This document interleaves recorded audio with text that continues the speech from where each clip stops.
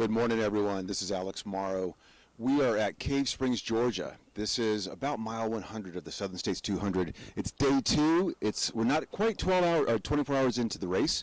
The race started yesterday at 12 p.m. It is currently 5 after 9 on Eastern Time. The crazy thing is, James Eithburn, our leader, just came in 5 minutes ago. We have some video of him coming in. We hadn't even set up yet. He's ahead of our schedule, which is kind of crazy. So we'll show you some video of that in just a moment. But he's already in his tent. His crew, his father and his brother are already working on him. He's absolutely killing it, very positive. We did a quick little interview with him. And the fact that he was willing to talk to us after 100 miles and he's still making jokes and telling his family that he loves them is pretty impressive. So we'll give you more of that in a minute. But for now, again, we are in Cave Springs, Georgia. This is not far from Rome, Georgia, if you're familiar with that area. Absolutely gorgeous little town, a lot of history here, so if you have a chance to come, check it out. But we will give you some more information soon. Right now, if you can see down this road, that is where the runners will be coming from towards us, and then they will exit out the backside, and we'll try to get video of everybody coming and going. I'm going to show you the aid station behind me a little bit later. They have a fantastic crew going on, so it's going to be a lot of fun. So for now, hang with us. There's still a bit more setup to do. We're going to get some more equipment squared away, and then we'll get right back to it.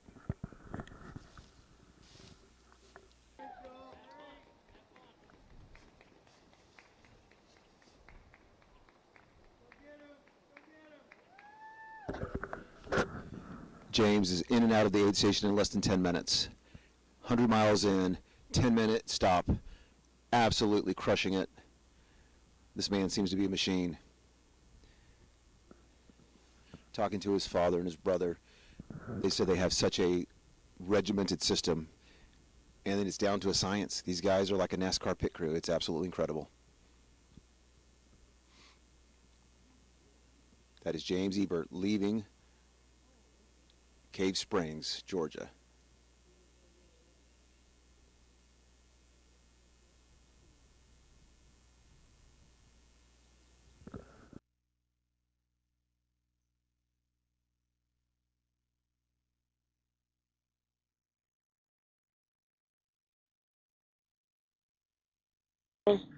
James, you're coming into Cave Springs. How we doing, buddy? I'm having tons of fun. That's the best 100 answer. miles of fun. How was the rain last night? Not too bad. It was real sporadic. Okay. I'm You're sorry. I fine. forgot all about it. So the water crossings weren't too bad with the rain? No, but there's more water crossings at Dry Creek this year. Yeah. So somebody said it was also up to about your waist. Was that deep? It came up to my knees, the deep one, yeah. Oh my goodness. Well, listen, you're killing it. I'm gonna get out of your hair. Good job, buddy. Thanks, man.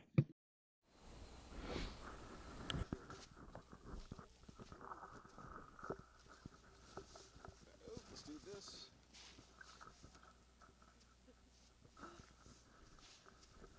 Awesome. Hey guys, I'm here with Kelsey Drum. She is the aid station captain at Cave Springs. She's also part of the Southeastern Trail Series. So if you've been out to any of the David Tosh races, Kelsey is always there, and she and her husband have been doing a great job. So since we're watching these guys load and we don't have a runner here, we thought we'd talk a little bit. So first of all, Kelsey, how are you doing? I am doing great. Running on just a little bit of sleep, but doing great. Awesome. So what is the mile marker for this location? We're at mile 101, so right at the halfway point of Southern States 200. Awesome. And I was telling the folks that James Eithburn has already come through. What were your impressions of when he came through? He was looking fabulous, still smiling. I talked to a Pinhoti hiker that came through and said he was chatting it up with him on the trail. So great to see him in great spirits and excited to see, I think Amanda Lynch is coming up next in second place. So very excited to see her. That is incredible that she's in second place, and I think the third place is also a female, which is awesome. We're really, really excited to see this. Ashley too. Excited to see you, Ashley. That's quite the battle they have going. So one thing that's happened, yesterday when the race started at noon, it was hot. Yes. And by the time the runners got to Snake Creek, which was mile 16, they were covered in sweat, out of water. Slightly different now. What can you tell us about the conditions? Yeah, so I have been a little chilly all morning. Hopefully it's good weather for the runners, but it's also, we had a rainstorm last night. Hopefully they made it through okay, unscathed. But yeah, it's chilly, but probably good running weather. I would think so. I would think so. So it's one of those deals where as long as you're moving, it's lovely. If you stop, though, you get very cold. So for those folks who maybe haven't done big ultras like this, when it is cold like this and you come into your aid station, what can they expect when they get there?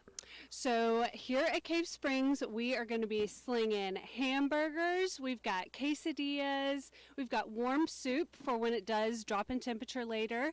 We have a great warming station. We have a tent set up with cots and a heater in there so we can keep you warm. And all the electrolytes, water, soda, pretty much anything that you could want. I'll run to the Dollar General to get it for you if we don't have it. Full service aid station, we love that. So are there any other tips that you can give? I mean, you've been around this for years now. You've seen trail runners for years. What are the tips once you have for them when they get to an aid station? What do you do? So we have a lot of people watching who've never done a 200 miler, obviously. So what should they do when they get to your aid station? Well, number one rule here is you can't quit. So pretty much just tell us your order. We'll make you hot food right away. I can make you a burger really quick.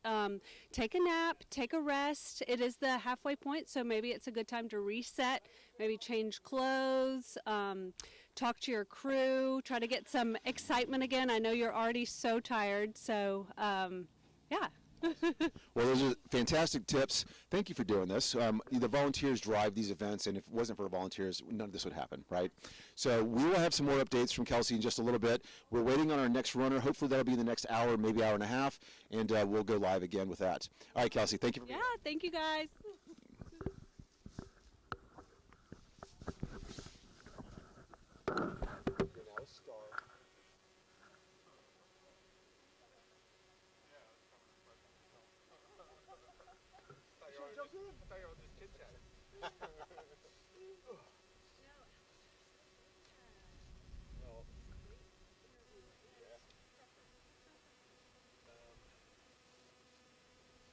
We missed it. I was going to say so there's always a delay, but we actually have a really good signal here, so they've already gone by.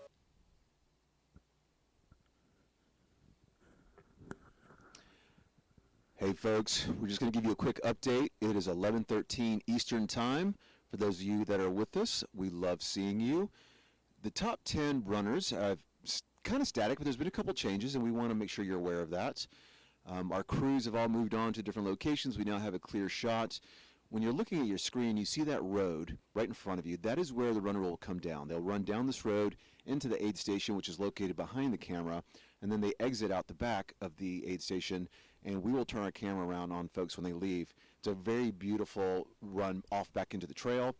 We just unfortunately had that paved road coming in from the front, but that's just the way it works when you have a 200-mile race. So for our top 10, we are looking at James Eithburn, obviously, who is still in first place. We're showing him at 109.2 miles. Let me do a refresh on that. We want to confirm that. Yeah, so it still shows him at 109.2 miles. If you weren't tuned in last night, we discussed how we are tracking these runners. So in addition to aid stations where every single runner comes in, they have to announce they're coming in, give us their number. On the way out, they also check out so we can monitor how long they were in an aid station. And it gives us a health check, right? We want to make sure everybody's doing okay. But between that and then every runner has a satellite tracker attached to their running vest. And that is pinging off of numerous satellites as they go down the trail. What we found last year is that in the very beginning of the race, when everybody was bunched together, the reporting wasn't super accurate. As the race went on and everybody started spreading out, the data became much more reliable. And I think that's what's happening now, especially for our top 10. You're starting to notice pretty accurate representation of where everybody is. So very quickly, our top 10. James Eithburn, still at 109. Amanda Lynch is in second place at 86.3. Ashley Eithburn is right behind her at 81.7. Christopher Peterson is at 78.2. Roberto Magana is at 78.2. And then we have Mark Beggs and Elliot Beach both at 78.1. So I'm willing to bet that's a four-pack. They're all hanging together. Christopher, Roberto, Mark, and Elliot. Trevor Medding is at 76.9. Callan Hasling is 74.5. And like I predicted, Corey Woltering has been working his way up. He is now 10th overall.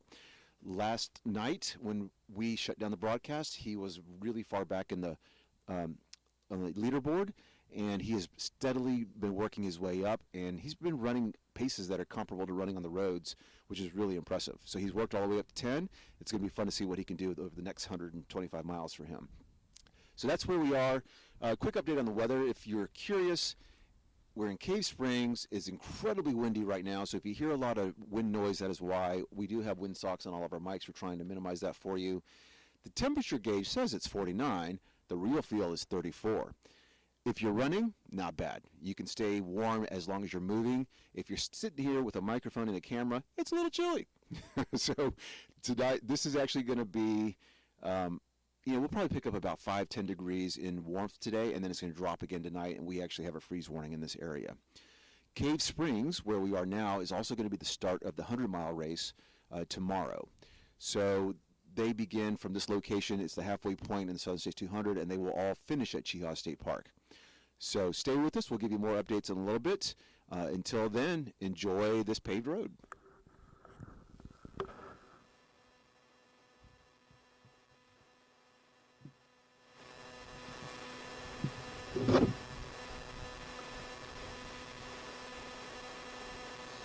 How long have you guys had that?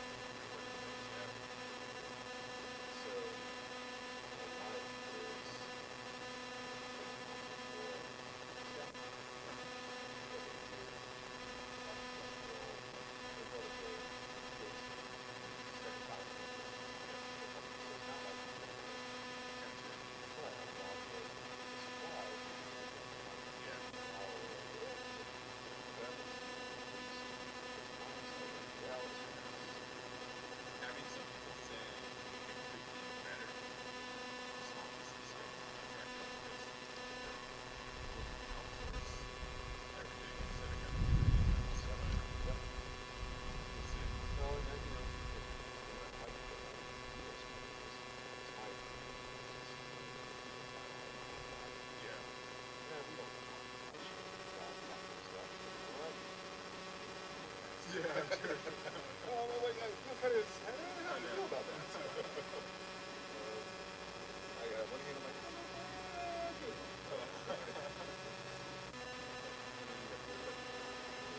Yeah.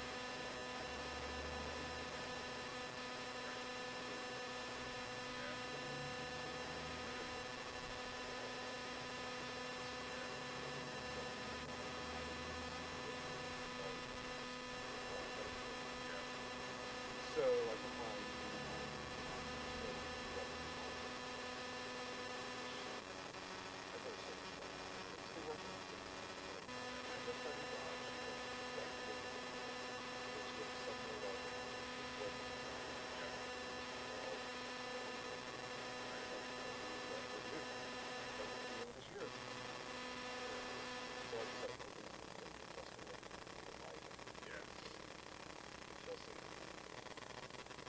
Change is hard, man. It is, I know. It comes quick, too.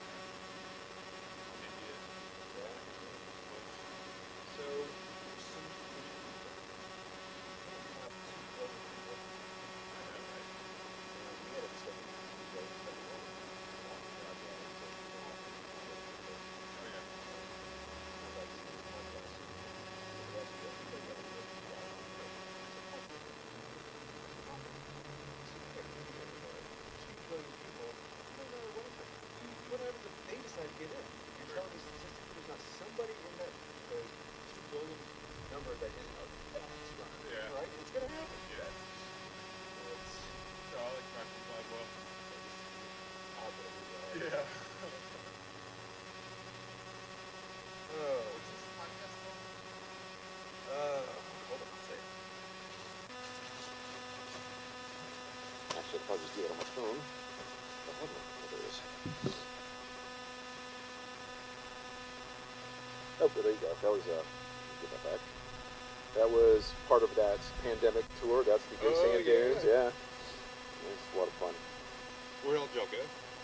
So we did everything in Colorado. So we did the Big Five. Nice. With a shoot out to New Mexico and then up to Wyoming at one point, getting up to Yellowstone. Oh, nice. So, yeah, you really so yeah, I mean, we did all that loop and then we went up and then came back down the loop and went down and then came home. Wow. It was incredible. The challenge was, if you're a social person, there was nobody out there. Yeah. There was nobody there. Malcolm Gladwell podcast. Revisionist history. There you go. Oh, okay. Yeah, it's good stuff. Well, and it gives you. I like the. He takes modern history, which you've been taught. Says here's another way to look at it. Yeah. It's fascinating stuff. Everything from David and Goliath all the way to World War I, World War II, or whatever you think. Yeah. And history's always so simple. It is. Yeah. If you ask the French about World War II, they don't make these things. Uh-huh. Right? They're like, we went into resistance mode until it was time to strike. Right. And the Americans are like, we saved your ass. I know. Did you ever read 1776? No. It's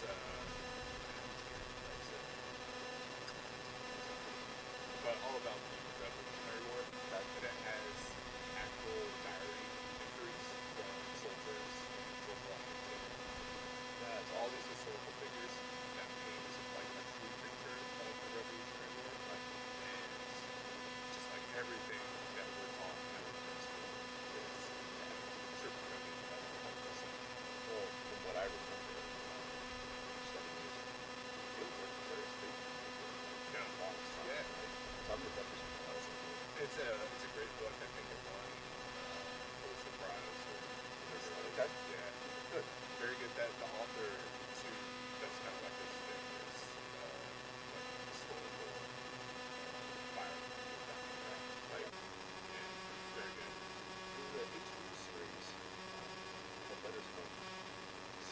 that was kind of the same concept. Is it? Yeah. They were actually reading the letters from servicemen and women who were serving. So you got that perspective. Yeah. It's very different, right? It's not the it's not the propaganda our government's going for. And it was in everything. So here's a quick idea. So the sun cuts and I thought I was going to go for that. I found this TV program on superhero comics. Superhero cartoons. Superhero cartoons from 1944 to 50. Like, that was the original, right? Yeah. So we found a 3D player, and I'm sitting there with my 5-year-old son. And about 5 minutes in, I'm like, gotta turn that off. It's Superman going, we're gonna get the sweaty-eyed chinks and jabs. And I'm like, oh my god! But that's what we were putting out, right? They are the bad guys. Yeah. Holy cow. So moving on.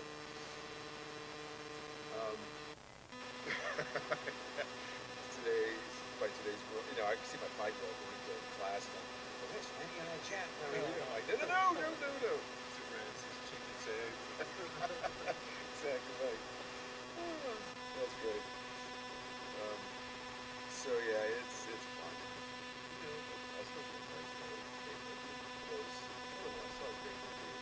This guy was like, American Road Friends was like, July 4th, we're gonna celebrate. I'm like, wow, celebrate our independence. You should know that. We kicked your ass. It's like, you got a lot of college. I don't know. I don't remember all you do. You're just one of many. But for us, it's a big deal. I know. It is, yeah, it's so sick to hear the other side. Yeah, like you're just calling. Yeah. We lost India. We lost Australia. We lost all this crap. True, yeah. Dude, buddy. You're so good. I think this might be my best satin I've had so far. Oh, is it? I don't know why. Here we are. Open, most open sky? No, the other two were much more open, but I'm not getting any jerkiness and I'm not losing packets. So I've only got an 8% frame drop, which is nothing. So when you're broadcasting, so you think of how many frames. Standard is 60 frames a second, which means it's taking a snapshot photo 60 times every second, right? With this, when you get drop back out, like right here, like 25%. So you would be talking, then we just stop. Yeah. And then we cut to over there, like, oh, we just lost. But this is at 8%. Fun stuff. What's it called? 8% drop. So yeah, so you flip right. Slip down here, drop frames. So we're 8.6%. Oh, okay. So 8.6% of the video that's being taken is not being broadcast out. Gotcha. Which, by broadcast standards through TV, that's not acceptable. Yeah. But for what I'm doing, I'll take it. Yeah, what are they using? They got the satellites attached to the band? Yeah. It's a 100% bandwidth. You don't do something like that. Oh, wow. And then I can send animated graphics, a lot of motion. The static shot isn't very much. We had 45 people running in here. You start seeing some jerkiness. Yeah. Do you have the background in videography or? Well, I spent 20 years in TV. Oh, okay. So this is before I became a running coach. Uh-huh. I did this. Where at? Everywhere. That's how I got to Birmingham. So Yeah. my last job was vice president of marketing at CBS in Birmingham. Nice. And my wife got there with a reporter and an anchor. And got smart and got out of it. Yes, moved on to be a lawyer. Well, and there was a story behind that. I'm just killing time here. Don't mind talking. Yeah, no problem. So we were both working at an NBC affiliate in Louisiana. And she broke the news story. Uh-huh. So there's a town called Plainville, which is 100,000 people. Yeah. Not small. And the mayor had been there for 30 years. The mayor retires. The subsequent year, City Hall keeps getting calls from random people complaining about things like what's going on. Or hey, go and pick up my garbage anymore, what's going on? So across my life, it's like, what's good? It turns out that he was using the city as his and he's in services and like, you know, gosh, my buddy, I'm gonna just I'll send maintenance out there to take care of your dog. Don't ever worry about it. Oh, yeah. And then we should further she found out that numbers of his family on some payroll for that dog. Yeah. 30 years. Right? So she breaks this thing. All of a sudden we've got the state attorney general getting involved and the FBI now looking into it because there's some federal accounts there as well. Yeah. Stations were getting threats and all kinds of stuff. And so she breaks this huge story. And of course course, when she goes to these meetings to talk to everybody, they trot out a lawyer. And the lawyer says as much legalese as possible. And she's like, legalese, right? And her whole goal was, I'm going to go to law school. I'm going to have law degrees. And when I go into that meeting next time, and they say, blah, blah, blah, blah, and we're like, yeah, but blah, blah, blah, blah. And we're going to get at it.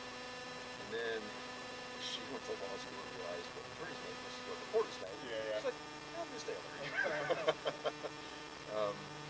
But it was not tea, not good for her. Because that was a massive story. She went to the instructor and said, I need to break this. I think it's going to be like a 6-part series. And like, you got 90 seconds. And she would come out of the newspaper. And back then they would be like, how many column pages? Well, we got 14 pages. We'll do an expose on it. And TV's best on TV. TV's just about pretty faces and flashy graphics and everything on her phone. And that's it. There's no in-depth reporting on that. Years now. Something else that liberal media or Fox News or conservative, like, they don't care about you. They are looking for an audience who will buy their product. Like, you think that media is liberal, it's because that's who's funding the dollars for advertising. Fox down in this market, that happens to be a big one. They will push that narrative because they make money. It's always about money. There's no hidden agenda. To be honest. There are too many of those meetings. They don't care about any of that. Yeah, it was fun. Met a lot of celebrities, did a lot of cool things. It was a very, to me, it was a very stressful job. Were you in front of the camera? I was behind. So, if I spent in marketing, not only did my department handle all the promotion of the station, we worked with the entire sales department to make sure that they could sell the products. And there was a massive revenue goal. I'm tied to the ratings, and so if the ratings dip, I get blamed. If they go up, I get credit. So it's rough. And again, I had a lot of fun, and I made a very good living. But at some point, so my wife was actually the capitalist. This was, first of all, they said, careful, which is where I worked in the department. She said, it was a Sunday night, and you were in my household back then, the TV was on 24/7. She's watching the news because she's in the news, and I'm watching every commercial break, and there's dollars, right? So it's always on. And she said, it was Sunday night, 1 or 2 in the morning, you're sound asleep, and she sat up, bolt upright, and said, damn it! Because the long commercial read, and I heard it in my sleep. She said, if you're that tight, dude, that's not helpful. Because, all I thought was, it's 2 a.m., it's probably only a $400 spot, but still I got to now make that $400 up. Where am I going to put that? If I put it over there, I'm displacing this person, and look at me. So, I eventually was able to get my hobby, which is this, and turn it into a job. It was starting business. I don't like the job in church. That's how you do that. And now I do just love it back in TV days. It just took a while to get there. That's amazing. Yeah. I don't know if How I long ever. has Resident been? So, the building, I opened the building 11 years ago, and then kind of as a side hustle for 3 years. So, we're like 14 buildings. So it's, this is set up, this is the training center now. Because if we look at the budget, that line item, which is the training center, is basically a building for us. It's such a wide gap, initially I don't say training center because it's a building. Nobody has trained center runners. That guy just knows what he's doing. And so here we are. Where's the training center? So do you know where the Valley Hotel is in downtown Homewood? The main drag in Homewood where the track shack is. So that main drag is just built this big hotel, Valley Hotel.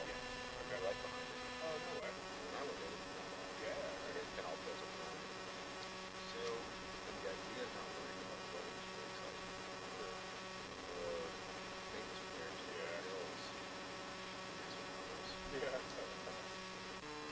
So we shall see. And I'm really exploring turning this into another side business. Because I think out west they're doing this a lot. The broadcasting, running this. And the longer I do this, the more resources I put into it, the better I can get. And not just drum races, I can do some of the local local road races. Sure.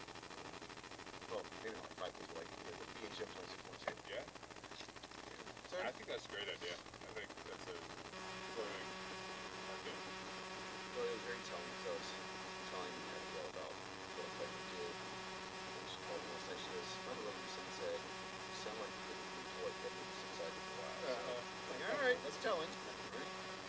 I mean, just the way AI is going too, it's just like anything that can't be replaced or entertainment replaced, Yep. I think it's a positive direction towards. That's crazy. So whenever it brings on a second stream, I gotta go in there and check off that this is not AI. This is going to solve the Yeah. it's happening a lot. With it.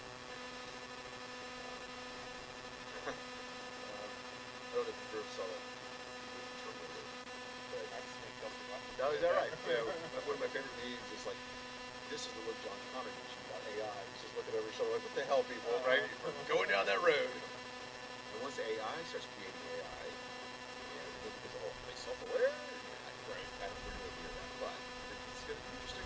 It is a snowball, 100%. And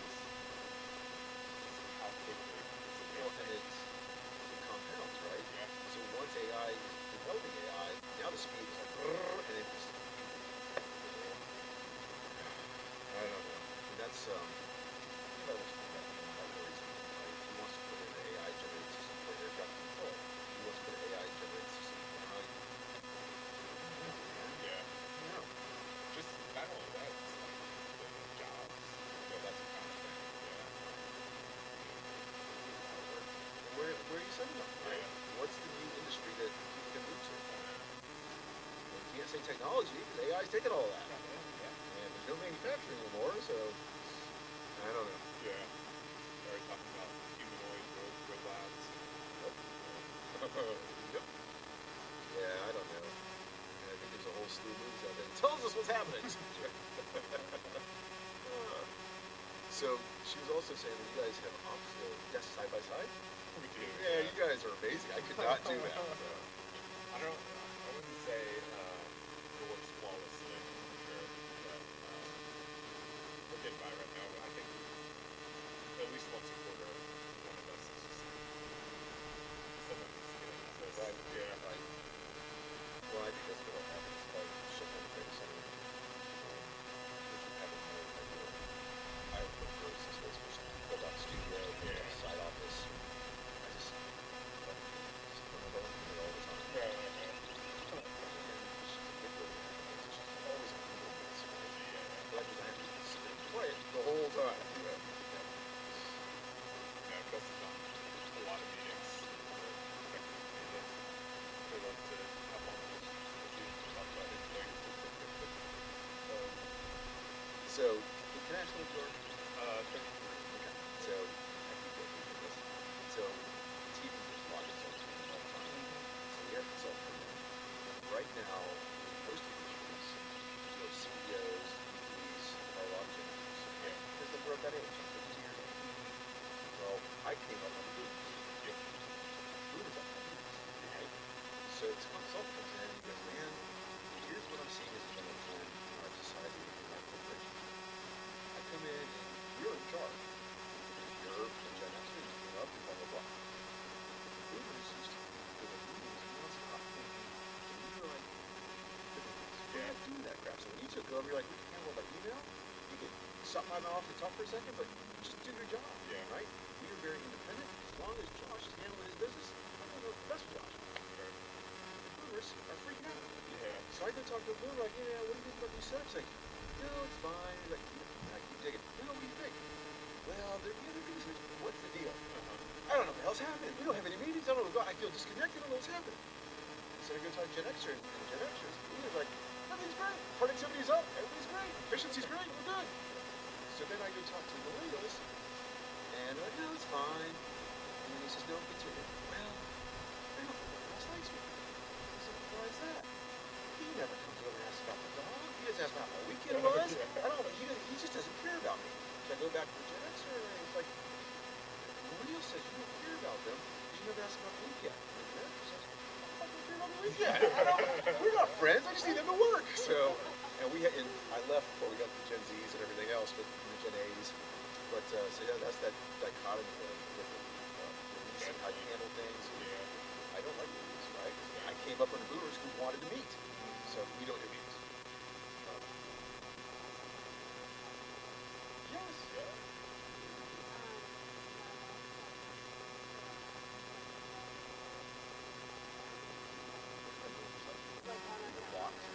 Okay. Layoffs are coming.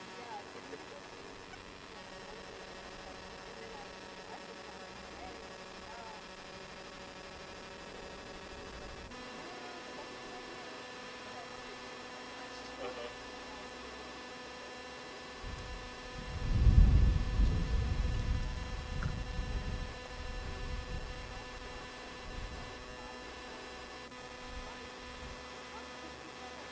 Nice. Love that. That is fantastic. It's the little things. Yeah. Do you like your boss? Yeah, that's awesome. That makes life easy, right? You messed up. Yeah, right. More importantly, that's awesome. And I love that you get the day off too, since you're technically not off. Right? Oh my goodness, that's amazing. And where is he based? Did you guys ever move up? Like, is there a central office somewhere?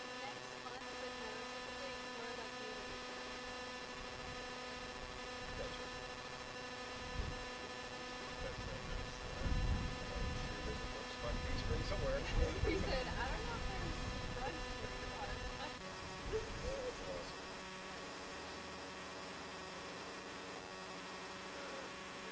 Sitting there like, I can.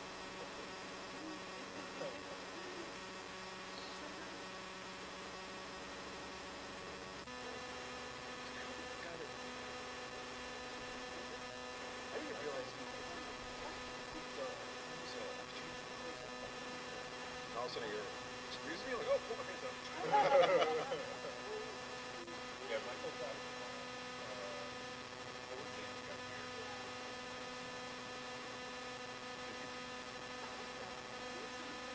He was with Michael when Michael came first. I didn't realize he was with him. Okay, that explains it. Yeah. So much. Last night felt pretty well, actually. But we had a really big rainstorm, so it was, I was inside the car. It's just long enough to keep my legs. I can cut down the back. It's spare, but it's not. Oh, nice. I was gonna ask. So I just moved everything one side, I got the mat and bag. Yep. It's not bad, it's not bad. No, we cut that too. Before we got the RV. You know, they do make, like, the little phone inserts that fits in there that you can actually use, but I'm just not that Yeah. far. I've heard good things about those. Yeah. Especially for the taller people. Well, I've given some thought to, like, the rooftop tents, but a buddy of mine's like, it's nice stuff, but I don't think it is. Yeah. So, I think it's a great idea, though. Me too. Because the parking lot anyway is fine. Yeah, right. Yeah, the best thing about our RV too, the bed is it's full size no matter if the sides in or out. Oh, nice. So it runs like vertically. So we can like self-camp. I don't know what they call it. Yeah. Parking lot somewhere. Yeah. So I've been told Walmart is very friendly to everybody Yes. who's parked there. Oh my gosh, probably There's a lot of them. Walmart stays in there. Plus, you have everything you need right there. So. Yeah, I always get you're talking like always get tickled in out west when some random camper out there in the middle of the field. Yeah. So I did actually that recipe farm was in Wyoming, Uh-huh. and it's a very very remote place. Like there's certain aid stations that pack in this stuff on this. Yeah. But eventually come across a road and there were campers out there and they looked kind of semi-primitive, which is not supposed to be the case. Yeah. So I was asking a local, and he's like, yeah, you can boondock up to like 4 weeks, and then you have to leave. Yep. So there'll be like 7 campers in an area, and they all just rotate positions. Oh yes, okay. Is this a like a something you had to buy the big one back So the backpack was mine. They gave me the patch. Yeah, I just stepped on it. Yeah, it's stunningly beautiful. It was incredible. I've heard good things about that race. Yeah, the gear I ran in is just the hottest stuff. It's just a lot. The hobo stick. But what they're known for is there's a lot of gear crossings. So you get up to jog, which is miles in. It's like 7 miles. Yeah. Take the shoe off, take the mud. There's no way around it. The gear I ran in was so hot, it was wonderful. I love it all. So like, okay, so is that good? And the locals like, it's gonna be great. And the drop is like only 40% of the finished. It slows it up a lot. Yeah. But I also, Some folks could.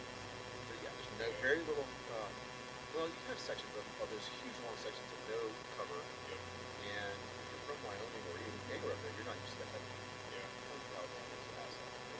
Even though it wasn't humid, you still had a heat better than the folks up there. Yeah. And it's in June, so you've already been training.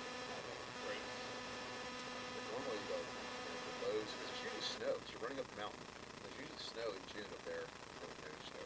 Dang. Yeah. What year was that? I did that in 21, right before the pandemic. Yep. Or they were still thinking about the pandemic. There's somewhere in there, yeah. Yeah, there's like the lulls. There's like the cane, the wind, there's Yes. six mass back.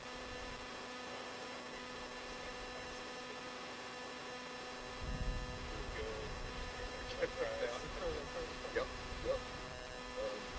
That was a crazy couple of years.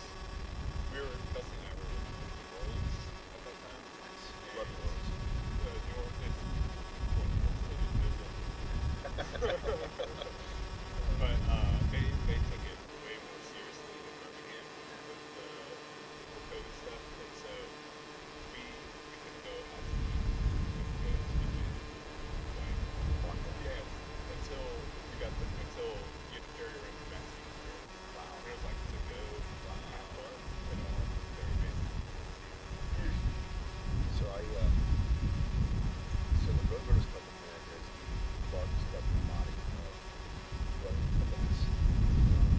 They also are the largest coaching program. Like, if you want to go to a club coach, they are the coach that teaches us. So there's only 8 instructors on it. Instructors, and then during COVID, we went to Zoom call.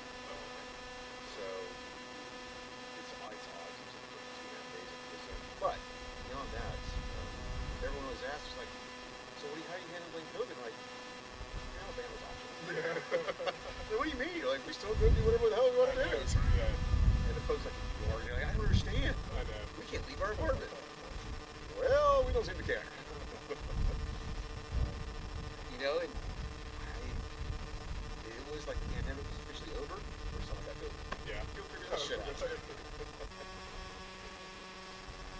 I got lucky, I guess. I know. I mean, you were healthy. Yeah. But we did not see my parents for a while because my brother was obligated because she become corrupted. Yes, yeah, definitely not discounting it being a real threat, but To a certain population. yeah, Yeah, my version of it was cold. You know, I was vaccinated, but still. right. And then, but you see, people died. Yeah, The cynic says it's just a population correction. That's how viruses work. right. I mean, Yeah, I had a CFO I used to work with back in classes. Somebody do something stupid, supposed to be damn it, I blame the Bears. So, in the old days, we weren't always safe. Sometimes the stupid people walked off in the woods and bears ate their ass. Yeah. Then they didn't breathe anymore. We don't have bears eat people anymore, so they get to keep on going. Yeah, that's random, but right, right? It's like if we had called the herd a little bit, we'd have better outcomes. Most cynical accountant I've ever met. I mean, Dr. Black will say that's nature, Yeah, well, talk it out. Yeah. Right? We don't like it. We remove nature from our society. right? To the detriment for a lot of reasons. Yeah, We try to get out there kids. Since I've been thankful my son is fishing or hunting or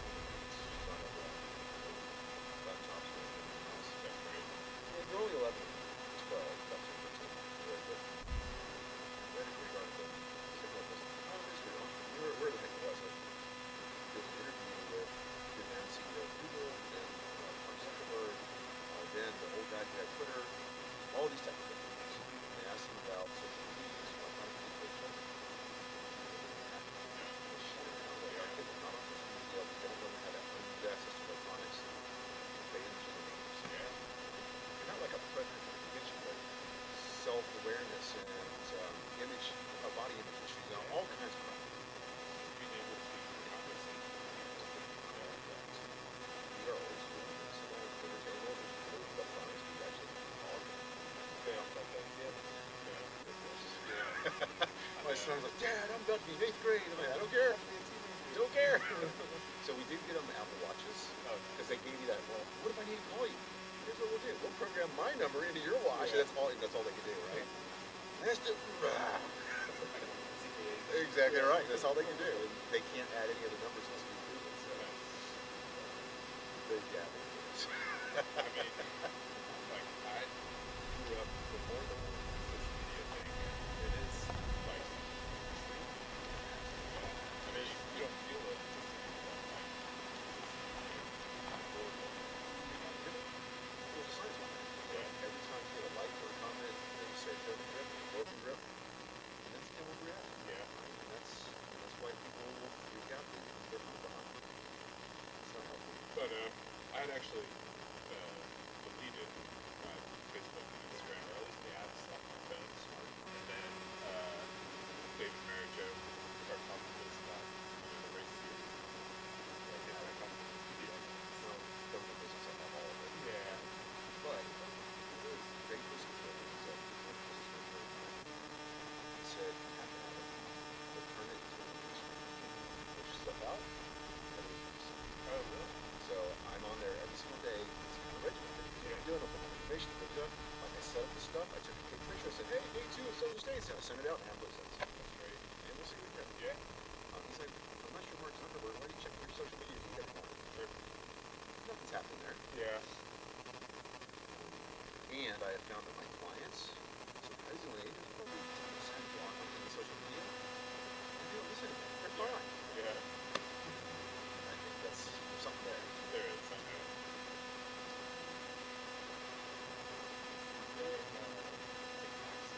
Real. Yeah. The algorithm is like, so when you're on this subject along, now everything comes and pretty soon you come over. I know. Yeah, I just put up a college to say that I think about like maps on my son. 3 hours. 3 hours looking at reels. 10-second snippets for 3 hours. I know.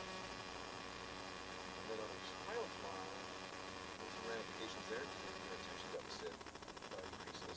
100%. Because they don't have the ability to sit there and stare at anything for any length of time. Yeah. Yes. Yeah, something like that. Something like that. Back in my day, Stephen Clemens.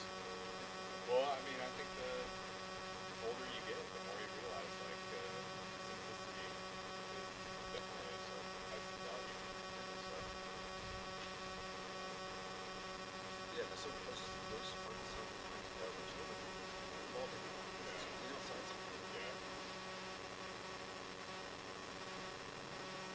So, Tulane? There we go. Yeah, okay. That got you. That makes Yes, sense. yeah. That got me down there. I moved back for the LC9 Mets. I took a job. The company I worked for was based out of Columbus. So we moved down there for 4 years. And worked back. Where you guys live? Kind of uptown area. Love that area. Yeah. Just like a mile from campus. Oh, perfect. Yeah. So your friend was, she's actually in administration. Oh, is that? Administration. She had a new days ago, but I read it though. They love it. Yeah. They have a house in town. Yeah, she's always been to all of the like carnival. She loves all that stuff. Oh yeah, it is so much fun. I think we got tired of it or wanted to move back mainly because like there's not much else to do besides like go Yep. Yep. live somewhere else. Yeah, more beach. Yeah, it's so hot. Like yeah, It's suffocating. it is. Yeah, When you're below sea level, god awful. right. We are last, we had a national council program in South America 5-6 years ago. Yeah, it's about 1,500 runners show up from all over the country, but leaders in their communities, and some friends of ours from the Pacific Northwest. Every morning we start the day with a run, and they got 2 miles in, and they're like, I need an ambulance. I go, that's called human. Yeah. You're okay. Just slow down. You're okay. My heart, I can't breathe. Go to the roads. So we worked at a small ABC affiliate in Alexandria.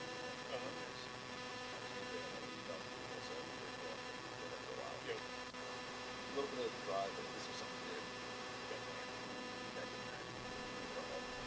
it's like one of my favorite cities to go back to visit for a weekend, a week, or whatever. But very worth my check here. It's quality. It is, yeah. And it's local. It's not about French book by any stretch, Yeah. right? Don't. Yeah.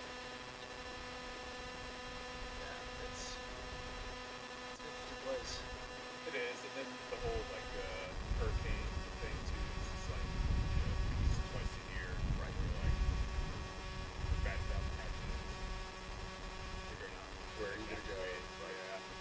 Yeah, after Katrina, we did have a lot of New Orleans folks who wanted to live that. Yeah.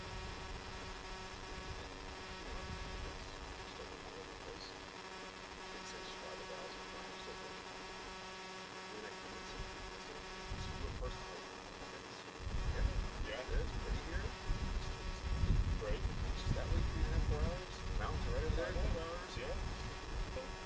But it's My father-in-law says Birmingham is big enough that it gets whatever band or play you want to come. It's small enough that you actually get to it. yeah. Atlanta, you take it 2 hours to do certain things. All the time, right? It's smart.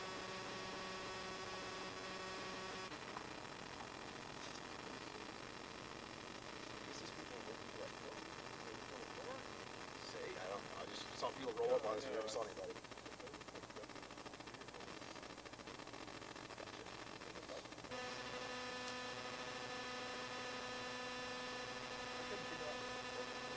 Well, some sort of water treatment is on the door. Oh, okay. So I don't know that they're. Oh, it's a swim. I thought they were pumping the water. They're pouring into the sort of holes in the pool. Whatever you call it. I did wonder, yeah. I did ask last year the water that comes out of here like is the supply.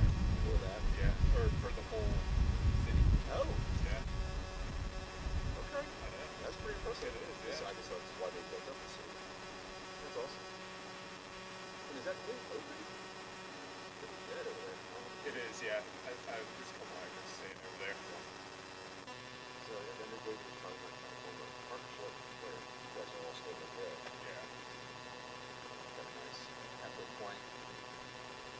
Yeah, I can't remember if he was talking about like that being a sleep station. So that's 7% here. People make it. Never leave. Check out Leaderboard very quickly.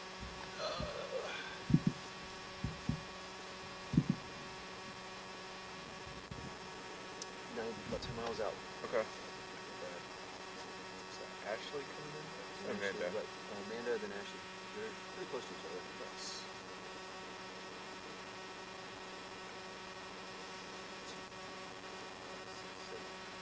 Corey was up like 10 seconds ago, falling out again. What was going on with him earlier? So, he said this has happened to him a couple times where early in the race he starts cramping, he's coming down, vomiting, and then once that all takes its course, he feels great. He looks like a race. Wow.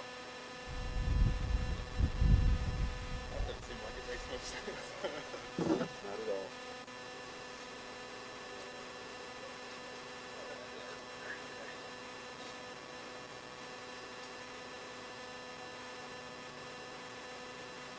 Yeah, I think about the houses around here.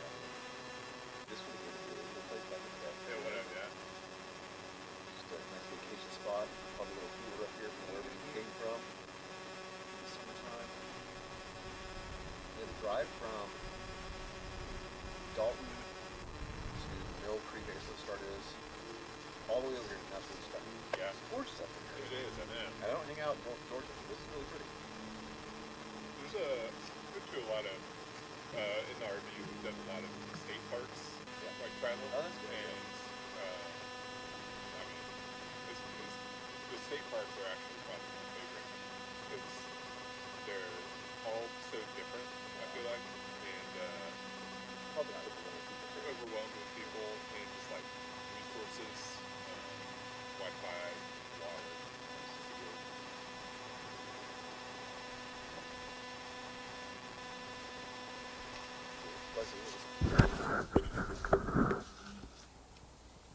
Well, let's see what's happening here.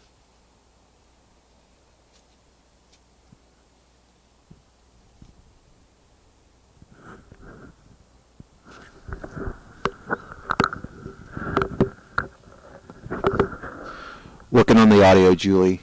Just a lot of wind out here. Maybe it was next to a device. I'm going to move it for a second and see if it gets any better.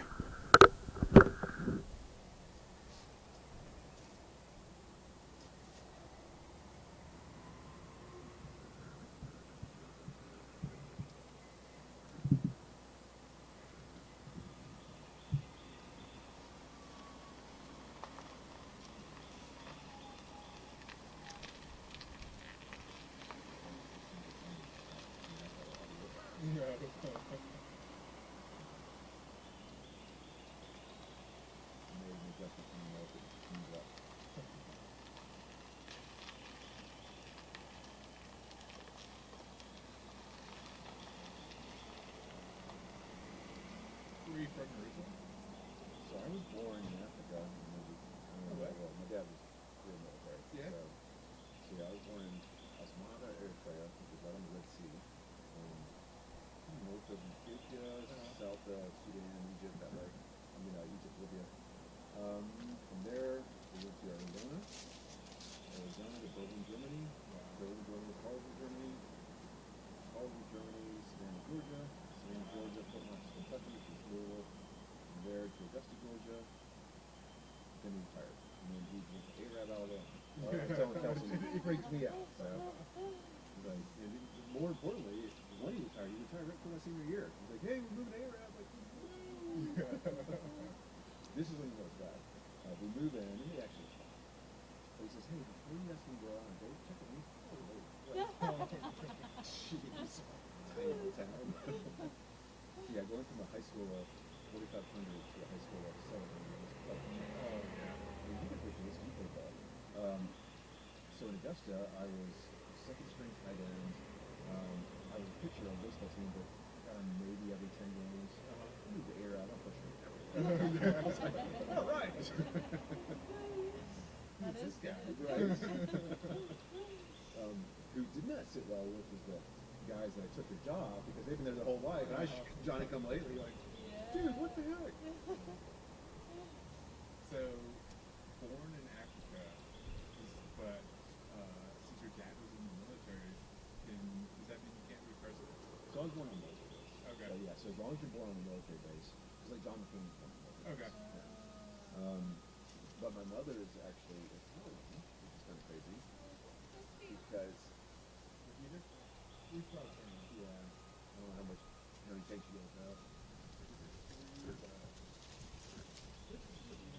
good. They are, yeah. So since needless history, during World War II, the Italian army invaded pretty much all of East Africa. Right? Mussolini moved all his troops in to Ethiopia, Eritrea, into they're helping the Nazis in Egypt and Libya. Yep. Well, after the war, a third of the Italian army didn't leave. They stayed. Oh, no way. And it's actually 70 years. So where I was born is where my mother was born, but her parents were Italian. And the average temperature year round is 75 degrees. I mean, it sits up in the mountains. The Red Sea is right below you, so you go down to the beaches. So when my father was stationed there, I was there with my mother. And then they got married and I was born with us. Nice. Yeah. But yeah, the whole city is it's like an Italian city. It's all the red clay roofs and the stucco villas and palm tree lined streets. So when you're there, you're like, it's going to feel like Africa. It was an Italian colony. In Ethiopia? Ethiopia, but Ethiopia kind of wiped it all out. When they took back power, they wanted to get the Italians out. Yep. Eritrea kind of embraced it. Oh, So okay. they're a much smaller country, but we left, and then I only got to go back once when I was 16, but the U.S. got kicked out because Ethiopia invaded Eritrea in the mid-70s, I think, and we were just in Vietnam, and the Eritreans said, hey, if you want to keep the base here, you got to help us. They're like, we can't have no war. Yeah. So America packed it up. Well, Ethiopia took them over for a long time. In 1991, they got their independence back, and then went to be a fantastic, when we got to go back, we got to go check it out, get where I was going, all that. He democratically elected president, served 2 terms, and then decided, you know what, I'm too good for the country, we canceled all elections, he's been dictator ever since. No way. And now they're claiming that if you were born there, and this is probably like my mom, even if you don't live here anymore, you still owe taxes here. To pay taxes. And if you show up and they get you, they keep you until you pay the Wow. taxes. So we have done that. Yeah. I would love to. My kids went there. Because it is a beautiful place. Yeah, crazy stuff. That is. Yeah, there's no way the Americans would fight another war, especially in East Africa. Yeah, true. Well, why they were there, so during Vietnam, we weren't using SAT systems as effectively as now, so the communication signals were being bounced from America to Africa, from Africa to Vietnam. Yep. And that was, so my dad is an engineer, and he ran the station that managed that transfer. No way. Yeah. There you go. That's cool.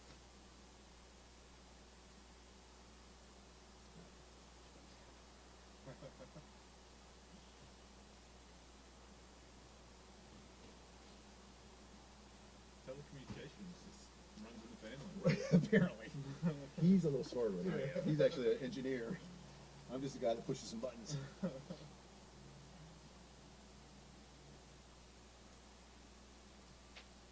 you getting? Pencil. Oh yeah.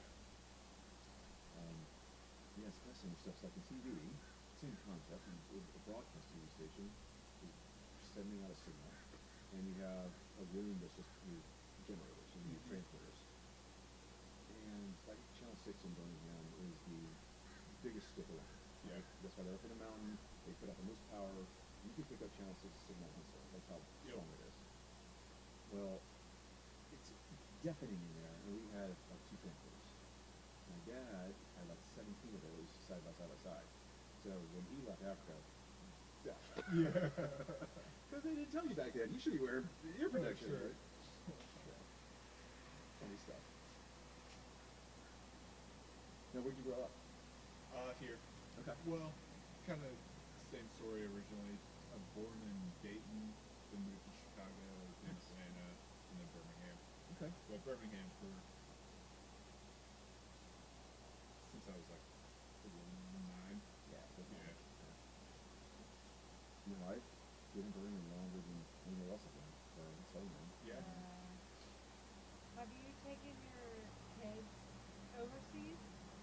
So they've been to a couple of islands. The first overseas trip we're going to take is probably London. Yeah. But they're at that age now where we're starting to be international travel. I believe in putting kids on the plane as quickly as possible to meet the traveling. Yeah. So we've done all kinds of domestic stuff. Yeah. But they're not the age. So we just got back from Japan in August, and my daughter's like, "All right, I'm ready to go now." Yeah. So hearing your stories is no longer cool. So Yeah. fair enough. Yes, I know. I could see that. It's like a hard balance. What is it like?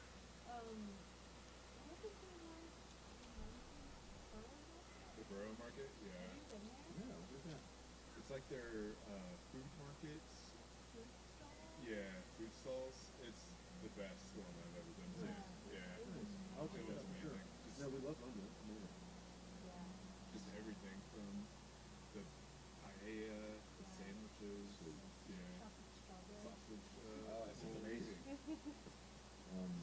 Yeah, I would honestly fly to London for like an out and back. Just for that. Just to go there. Well, I love it if they have good food there because Yeah. last time I was there, I did the London Marathon, and afterwards, I had to go out. Let's go to a really nice restaurant. Yeah. Let's go get fish and chips. There's something nice. Yeah. And on your back of your credit card, there's a concierge number. I've never called them. Yeah. Let's see what happens. So I called the number and I said, "Hey, we're looking for five-star dining in London." And I kid you not, when he goes, "Is it like Chinese or Indian?" Because there is no fine British dining. Oh. And the Chinese and Indian food there is amazing. So some of the best Indian food on the planet is in London. So we ended up at a Chinese restaurant. Like, is there five-star Chinese? And sure enough, there is. Dang. It was good. It was good. But yeah, it's not the buffet at Wang Chung over there. Which we love to. Yeah, I'm surprised that there's no with like royalty food in London. I know. That's surprising. I saw a movie that said, it's amazing that British food sucks because we stole spice from all over the world. We don't put it in our food, though. But I love, we're kind of museum people, and the museums in London are incredible. Yes. We just kind of worked, didn't we? We did, yeah, we did the Natural History Museum. Yeah, that's there. right. Yep. And the Some kind of science. science and technology. Oh, I didn't do that. Yeah. It It was wasn't free. as good, yeah. Yeah, it wasn't as good for sure. It was free, and yeah, we didn't stay that long there. Yeah, that's a fun kid activity too. Well, we planned on, and this is early, we planned on going before Christmas, past the Christmas as our first trip to Europe. Last Christmas, the prior Christmas, Abigail broke the tibia and tibia, like snapped it in the middle. Had to have surgery, they put a plate in, so obviously we didn't travel. Yeah. And then this past Christmas, in October, I had Achilles surgery. Yeah. Kids are like, we're never going. You're like, oh, sorry. It's not our Christmas plan. number 3. Right, there you go. Well, the break's coming up the break. Yes. Oh, goodness. Yeah. Yeah. Tired. Just the boats be real, apparently. The fire section, well, the roof says like 34. Oh, did it?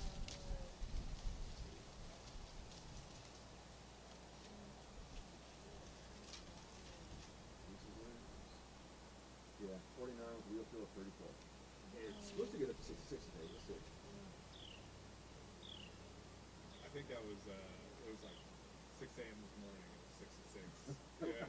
And then And now it's going down? Yeah, it's just going down the rest of the Don't day. push my bubble, man. What do we have to look forward to now? I just spoke with the team to do a Yeah. leaderboard update. Yeah.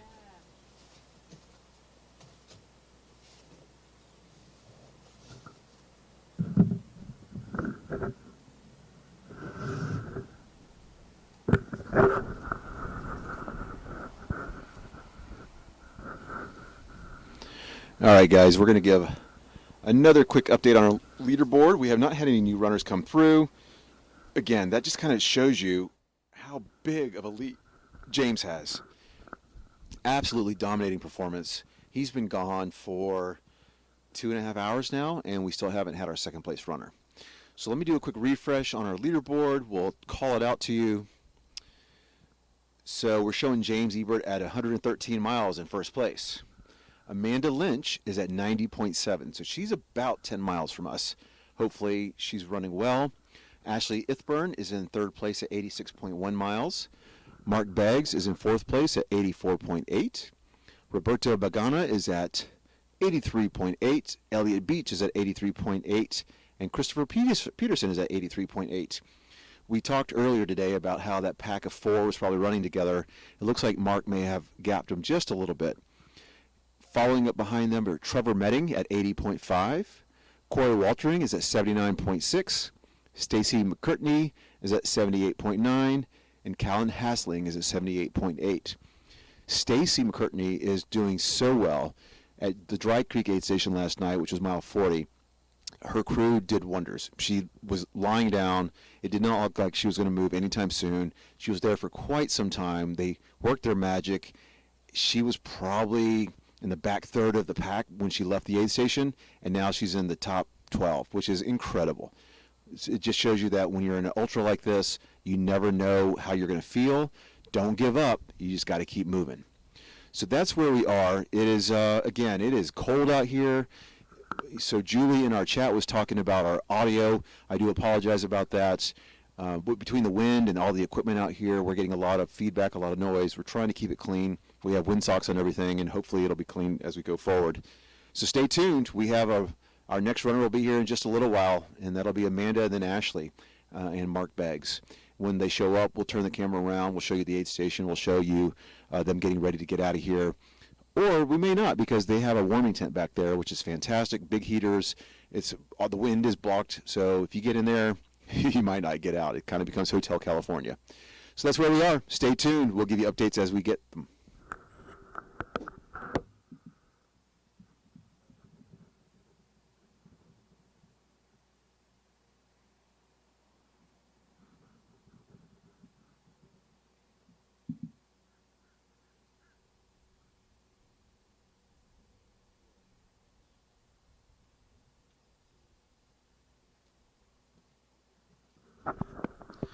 Actually, I'm back. I did get a text. Somebody said they were interested in James. I'm going to show you some video. It's terrible. It was when James came into the aid station several hours ago. We were not set up. As I was mentioning earlier, for those folks who are on the broadcast, they've already heard this. So we are leapfrogging from different locations to try to get ahead of the leaders and catch at least halfway through the pack of the field before we move to the next one. We calculated what time James would be here. We zipped all the way over to Cave Springs, Georgia, to get set up. As I'm setting up, his father announces he's coming in. He'll be here in 5 minutes. That was way ahead of our schedule, what we expected, so we didn't get to have him live on camera, but I did shoot some terrible video off of a handheld. It looks ridiculous, but at least you get a chance to see James. So hang tight. I'm going to play this for you. Here we go.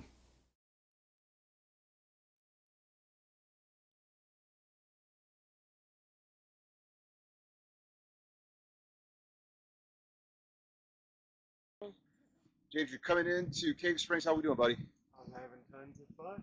That's the best 100 answer. miles of fun. How was the rain last night? Not too bad. It was real sporadic. Oh, I'm you're sorry. I fine. forgot all about it. So the water crossings weren't too bad with the rain?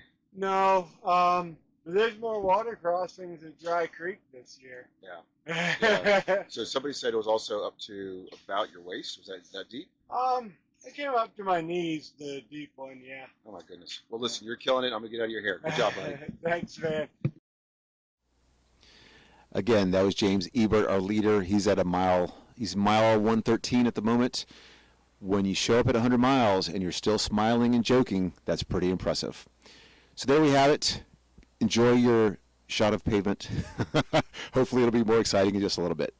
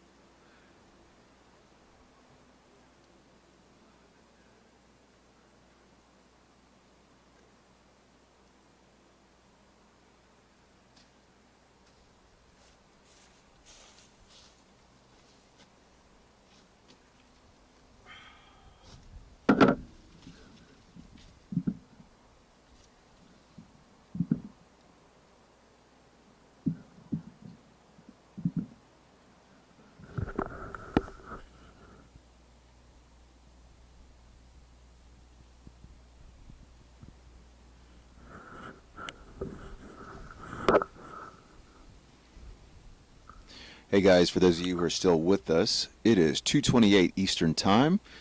Going to give you a quick update on the leaderboard because we should have some runners coming in here not too long. So the most recent update has James Eithburn, our leader, at mile 120. Second place is Amanda Lynch, and she's at mile 98.1, so she's about 2.5 miles away from us. So we should see her in just no time at all. Ashley Eithburn is at 95.4. Mark Beggs is at 92.3. Roberto Magana is at 91.4. And Elliot Beach is at 90.2. So Corey Waltering, we had been talking about a while ago, continues to move up the rankings. He is now at mile 90 in 7th place. Earlier today, he was middle of the pack. Last update, I think he was in the top 12, moved up to top 10. Now he's at 7. So he's making a move and trying to work his way up the ladder, which is pretty impressive. So just wanted to give you guys a quick update. I know it hasn't been real exciting to watch, and give us about another, depending on how fast Amanda's moving, we're probably looking at about 20 to 30 minutes, and she'll be in. We'll have video of that, and then we'll make sure to get the action going. Once Amanda comes in, you'll start seeing a steady stream of runners. Hang with us. Talk to you soon.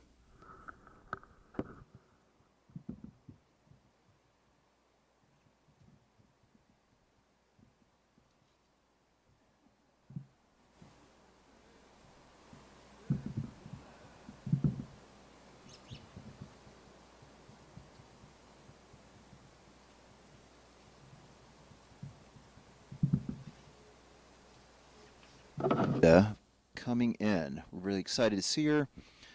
This is mile 101. You'll see her coming down this road in just a minute.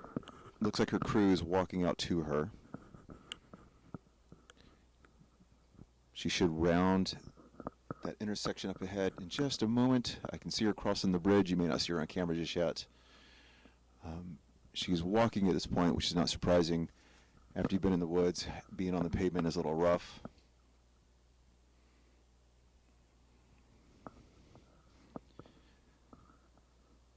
You can see her hat coming on the left side of your screen, and there is Amanda.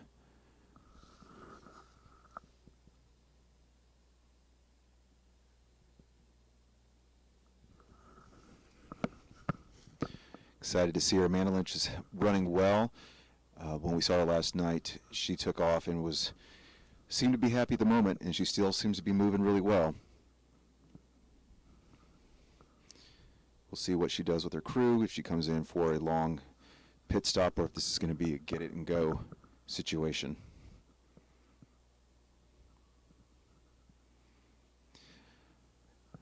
The joys of a really long distance such as a 200-miler means that there are going to be long stretches where you're by yourself. And Amanda has been by herself for at least the past 4 hours.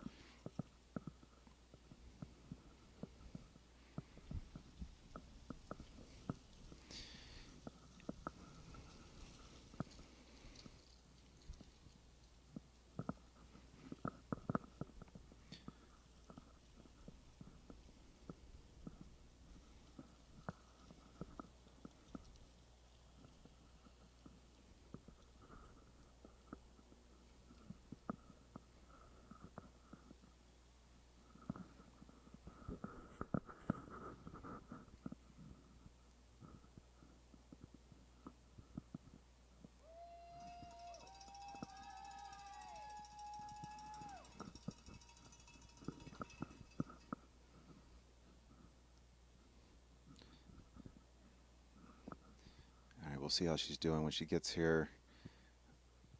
As you can imagine, when you're at 100 miles, you're going to be tired. So we'll give Amanda a little bit of space. We'll check in on her, and if she's willing to talk on camera, we'll grab her. If not, we fully understand.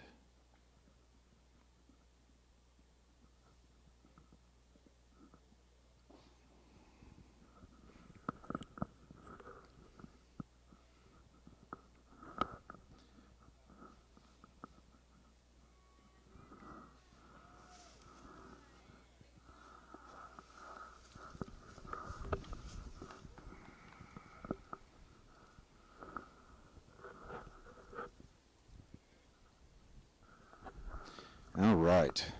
Cave Springs. Amanda is in.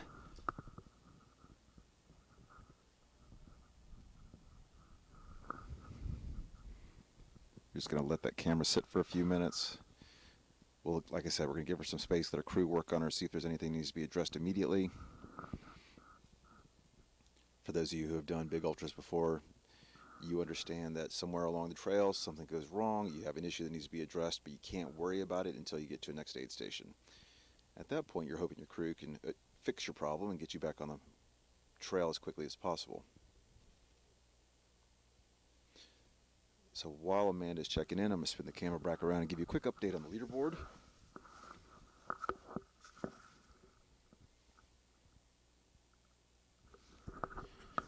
So Amanda is into Cave Springs at 3:03 p.m. Eastern.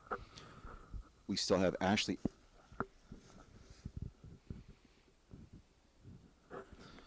Just checked in with Anna. Fantastic spirits. She's working on getting everything squared away for her next trip. We had a nice discussion about that last section.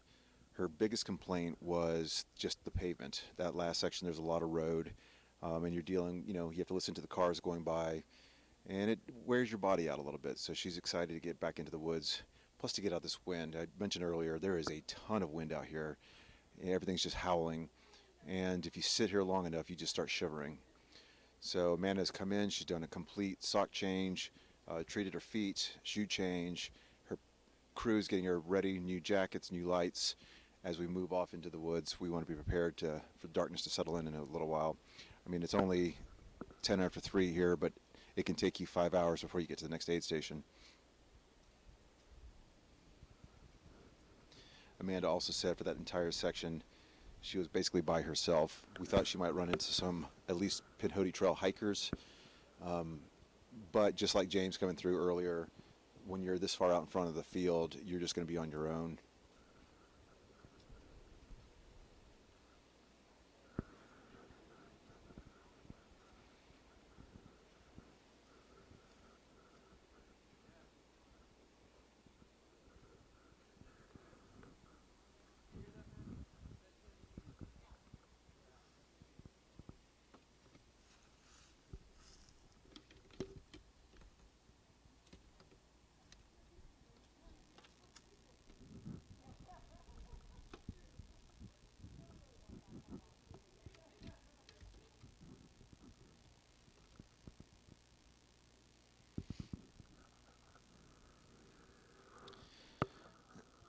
That blue tent right there is our heating station. There's heaters in there. The tent has 4 walls. There's chairs set up.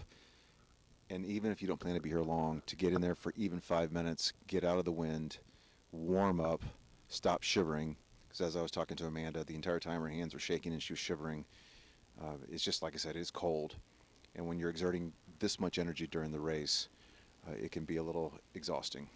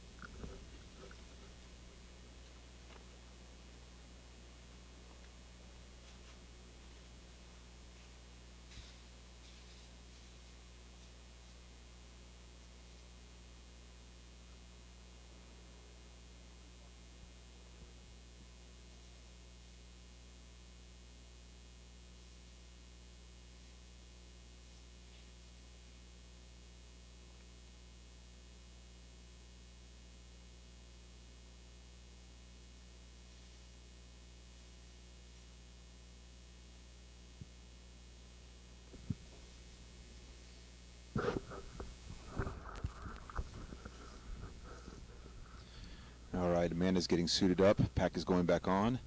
She has not been here very long. You saw her go into that heating tent, and she stayed maybe 3 minutes. Again, that's all. Sometimes that's all it takes. You just need a little bit of a break from the wind, from the cold. Feel your fingers again. Quit shivering. Get a chance to get your thoughts in order. Amanda also said that her plan is to sleep in Coleman Springs, so she's going to push on for quite some time before she decides to lay down for a little while. I believe she said her schedule was 2 to 3 hours of a nap when she gets to Coleman Lake, not Coleman Springs.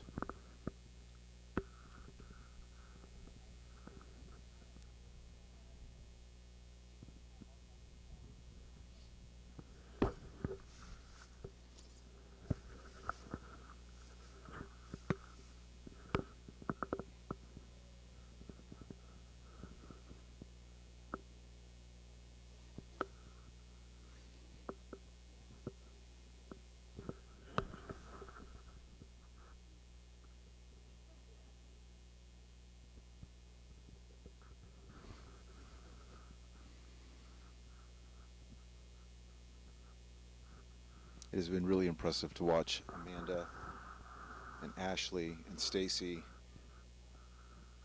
Women distance running has become so strong in our country, and I love the resurgence I should say, in ultra running. This used to be a very male-dominated sport, and women are taking names and kicking butt. Kicking butt and taking names, something like that.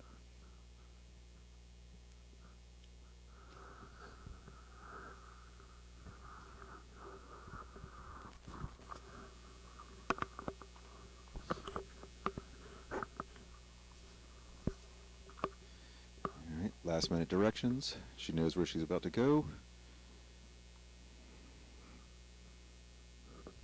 And it is a really pretty stretch where they run off into.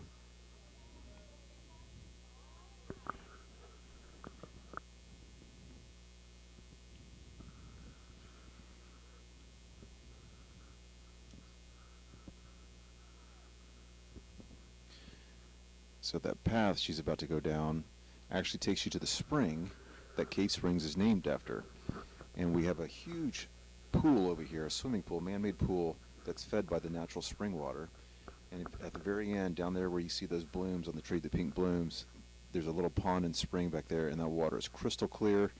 And as you can imagine right now, it's super cold, but also it tastes very good. So Amanda just has to get into the sidewalk, and she can get off some of these pavement back onto some dirt.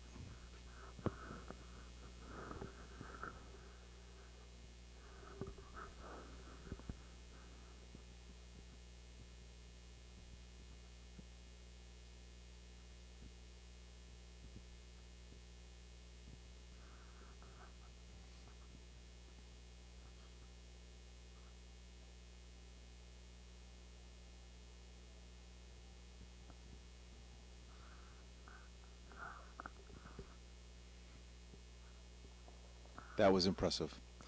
So when we have the leaders coming through, you notice how long they stay in these aid stations. You get maybe 5 minutes, maybe 10. If it's a slow aid station stop, it might be 15 minutes. As we get later in the pack, you will see folks spending hours here. Many people will use this as their first sleep station, come into the heated tent, lie down for a little while, catch their breath, and then start back over. Amanda is on her way. We'll keep an eye out for Ashley now.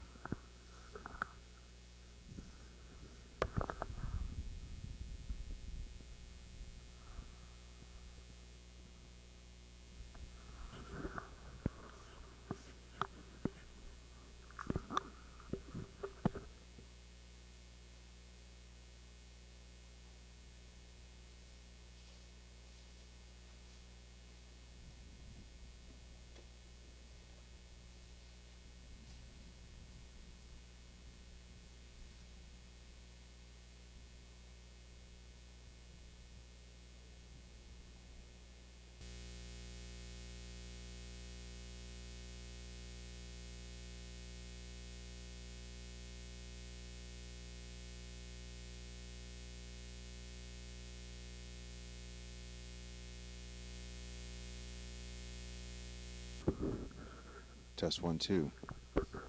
Okay, guys, I'm playing with some audio.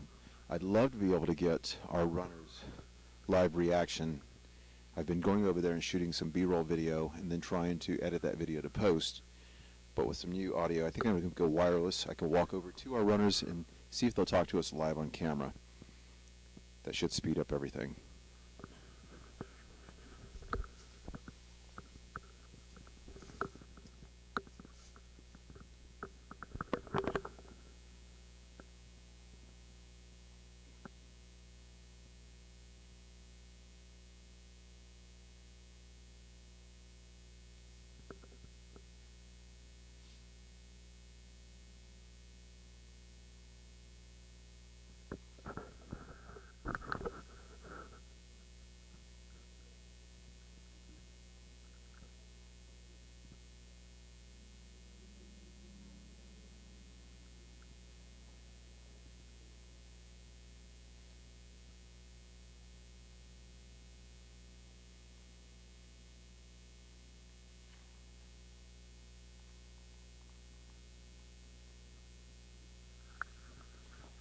Okay, so Amanda has left Cave Springs.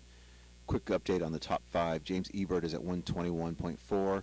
Amanda just left Cave Springs at 101. Ashley Eithburn is at 99.4, so she should be getting here momentarily.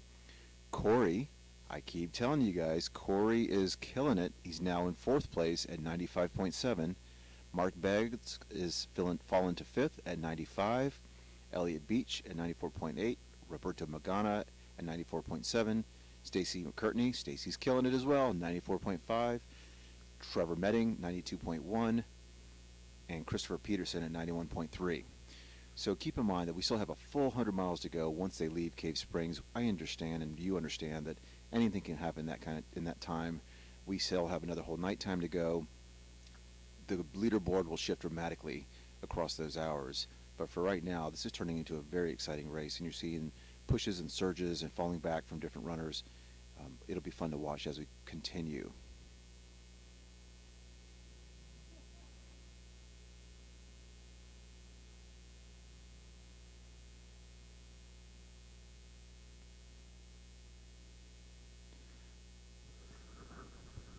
Checking the chat, and they're asking about Tyler the Beast.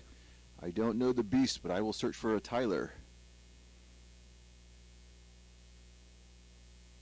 I have Tyler Jackson. That might be the Beast. I'm not sure. Tyler Jackson is at 68.8. Let's see if there's another Tyler out there. Nope, that is the one. So I hope that's the Beast, and I hope he's still out there feeling good.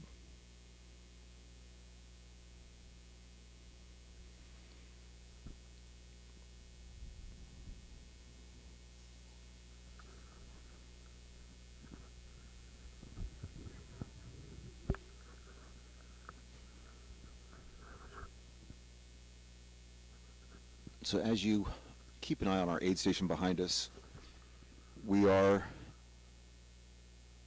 doing everything we can to stay warm out here, making sure, more importantly, the runners have a chance to stay warm. You can see them, they're working on the propane heaters over there. They're trying to get all of the heat going because 66 degrees was the high for today, and that was about 4 hours ago. And it is going straight down since. Tonight is going to be brutal. This aid station will be rough when people get in here, around midnight or later. It's going to be chilly evening. For those of you who have been following along all morning, we do appreciate your patience. So this is our first time broadcasting an event like Southern States 200 and trying to make a live broadcast out of it. Obviously, we're learning a lot of tricks and tips along the way. Every time we do it, it gets a little bit better. We're learning where we have great satellite signal, where we don't have such great satellite signal. And by next year, I think you'll see a radically different broadcast and improved in a lot of ways. So for those of you who have had this on while you're at work or at your house, we truly appreciate you. Thank you for tuning in. And it's been kind of fun. You have to be a certain type of person who loves watching ultras because it's not riveting. It's not like NASCAR where cars go by 45,000 times. So we'll hang out for an hour and wait for our next runner. Welcome to ultra running.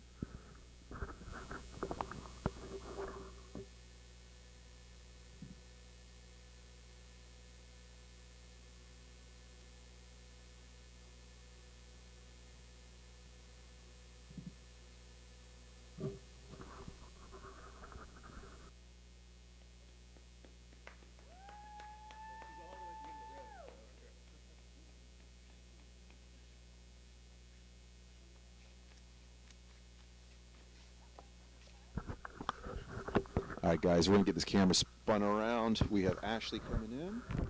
So our third place overall runner. She's running as well. Let me see if I can't get video for you guys.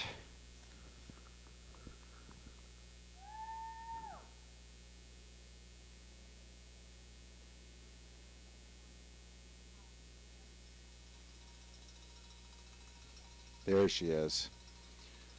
Looking strong, not too far behind Amanda. And again, she's running. We'll see how she fares when she gets to the aid station. As Amanda was telling us, this last section's a little tough. There's a lot of pavement, a lot of roads, a lot of cars. If you're a trail runner at heart, that's not where you want to be.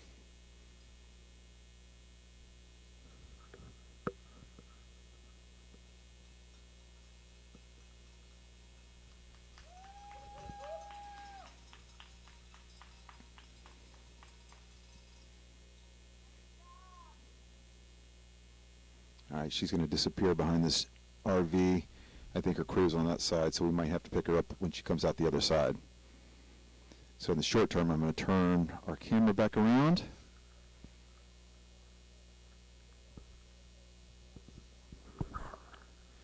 And we'll try to get some video and talk to Ashley when she comes over here in just a second.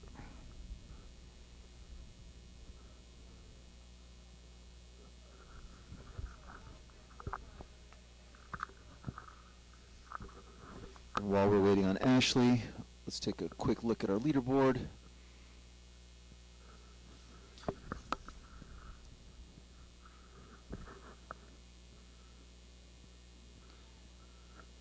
So not much changed since the last time we chatted, except that Ashley is now in at Cave Springs.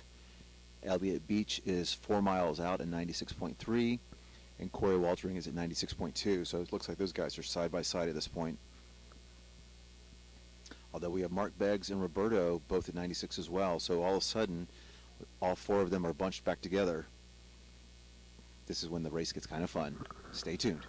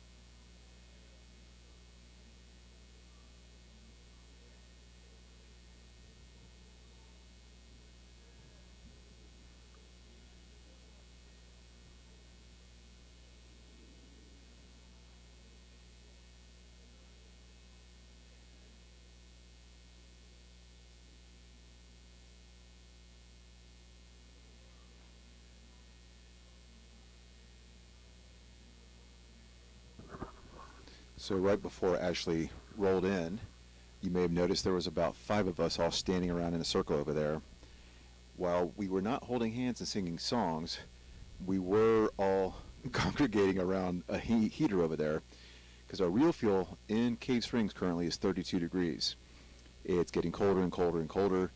Unfortunately, we don't have enough walls to cover the pavilion. The posts are just a little too far apart. The runners will be fine. We have a tent for them. For the workers out here, the unsung heroes of this event, they do their best to stay warm, keep moving, stand by heaters when you can, put on a lot of clothes. But once the runners come in, you kind of forget about yourself. So that's what you're seeing, all of us standing around a heater.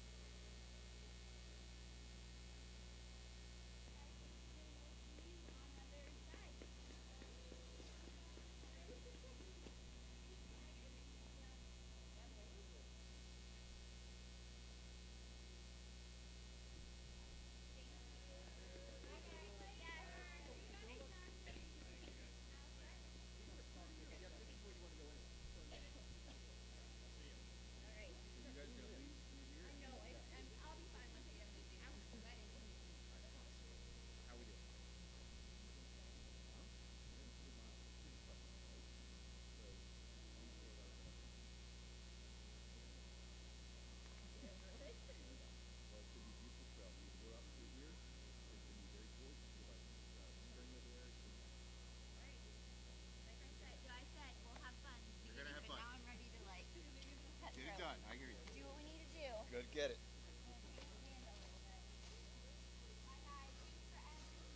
See ya.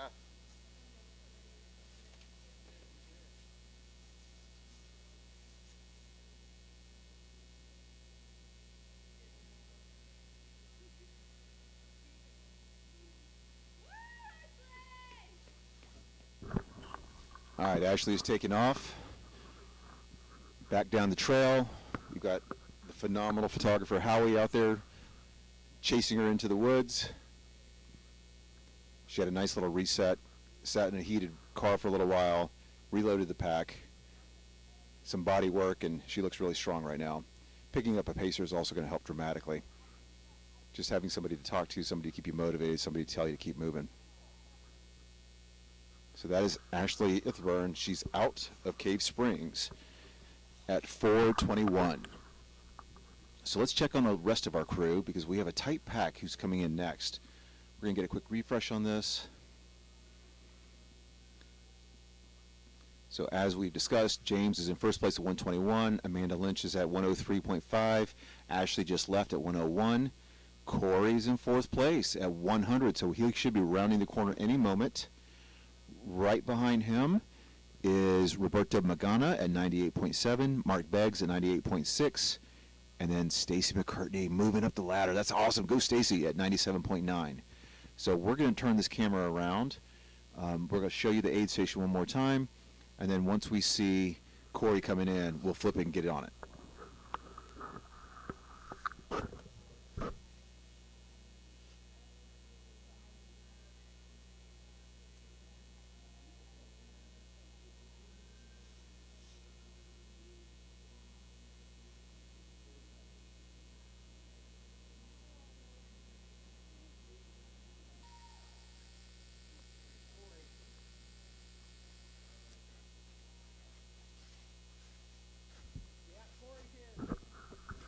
All right, you guys can't see him just yet, but Corey is crossing the bridge. He will be turning onto our road in just a minute. And I got to tell you guys, he's running really well. If you're looking at his stride, he's not shuffling. He's not walking. He's running. And when you're doing that at 100 miles, that means you're on a mission and you're feeling good. Fantastic. All right, he's making the turn now. He's wearing a red top. You see that little guy off in the distance. Here he comes. You hear some screaming out there.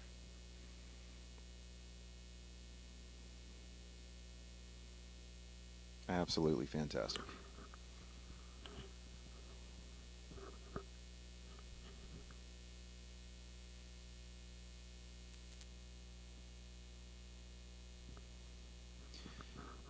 To say the last 60 miles have been incredible would be an understatement. Corey was way back in the pack last night, and all day today he has just done nothing but move his way up.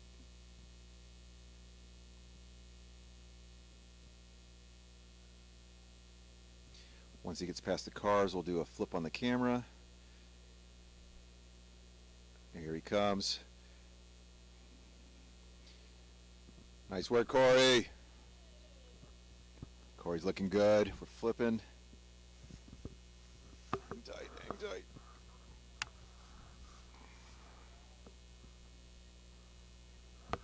All right, I'm going to mosey over there. We'll get a check on Corey, see how he's doing. I'll see if I can't get a mic on him as well. Get a quick little update on him. Hey, Corey, just a second. Just very quickly, how are you feeling? How's the course out there?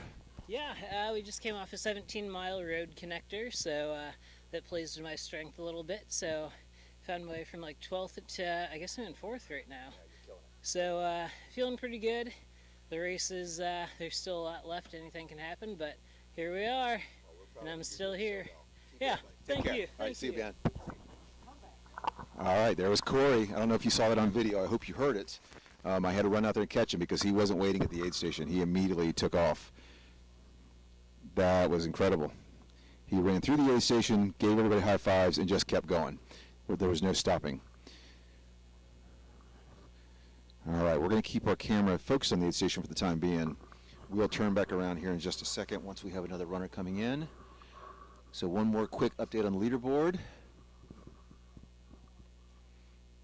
So Corey has moved into 4th place overall.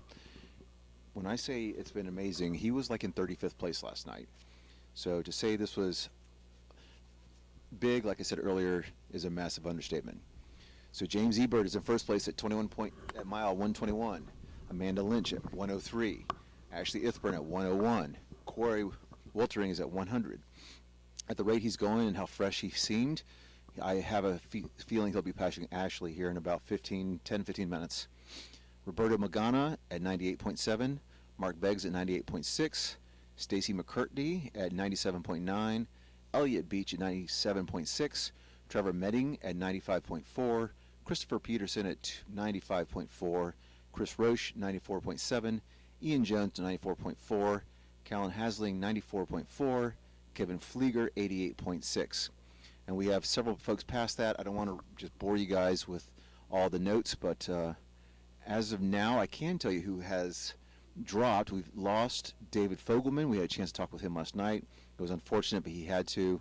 Jamela has dropped as well. I hadn't had a chance to talk to her, so I'm not really sure what happened. Chris Perry dropped. Robert Sims, unfortunately, suffered a back issue. Kyle Thompson has dropped, and Justin Ziegler has dropped. So we still have quite a few folks out on the course. Only 4 drops, and we're closing in on 100 miles, so that's not too shabby.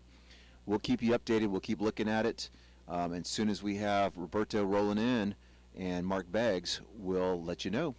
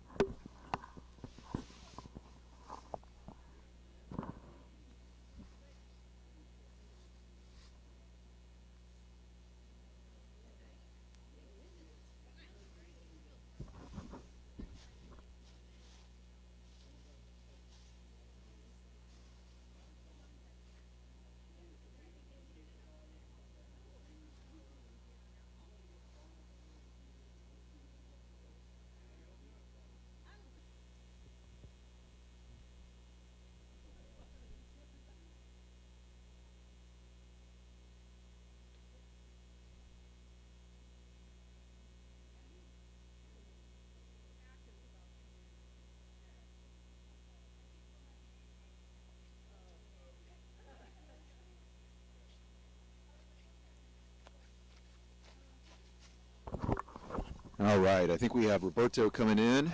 Let's get our camera flipped around so we can give you guys a view.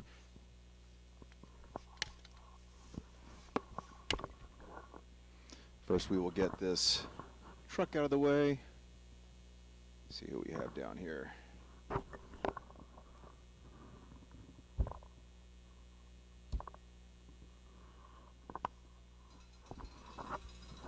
And then to the left is photographer Howie capturing the moment. To the right is Roberto's wife.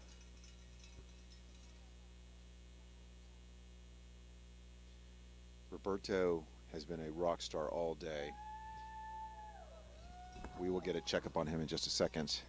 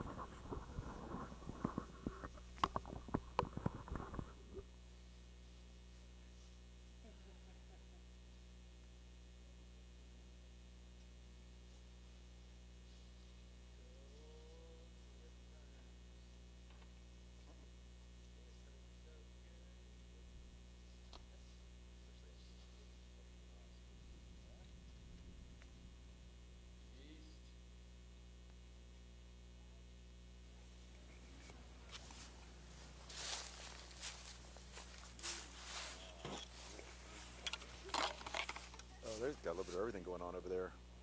Bacon, burgers, tater tots. All the good things.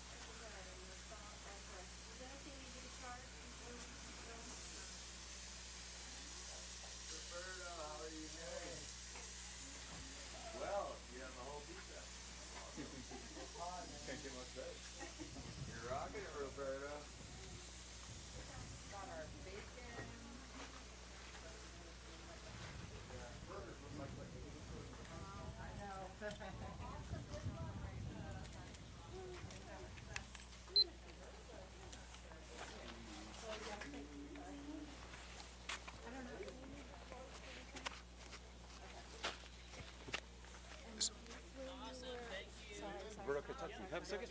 So how are the last 17 miles? How are the roads? So I thought I was going to be able to run on the road, but I was not.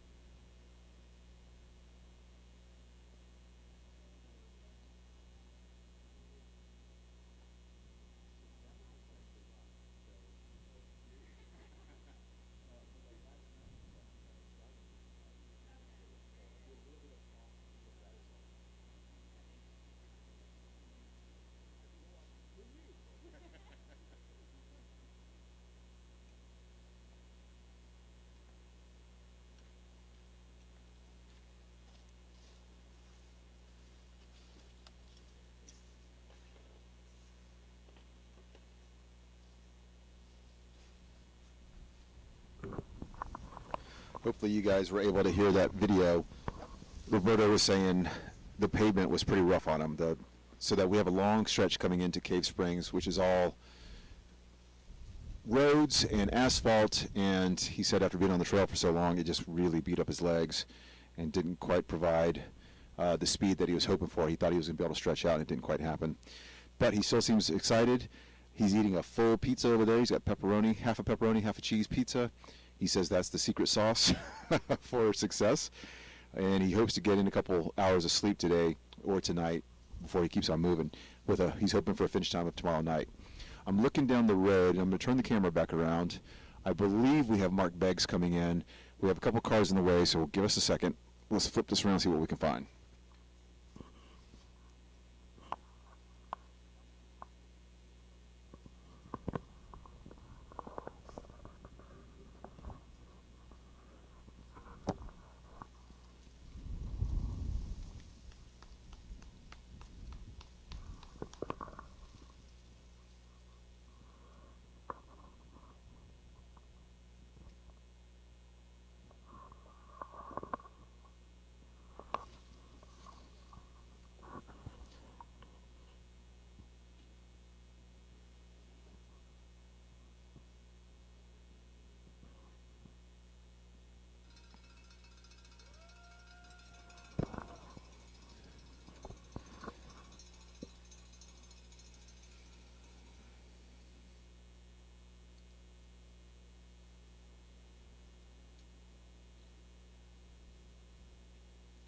Old Mark checking out the pond over here. What you guys can't see is that is a giant swimming pool fed by a natural spring.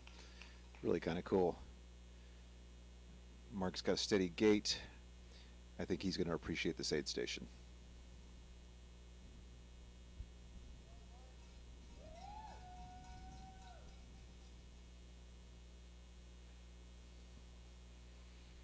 All right, we're going to flip the camera back around. Oh, there he is. He came back around the car.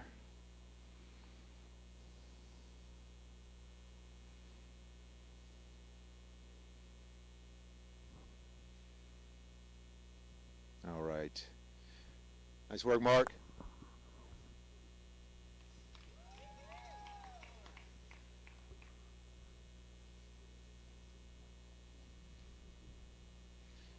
We'll check in on Mark in just a second.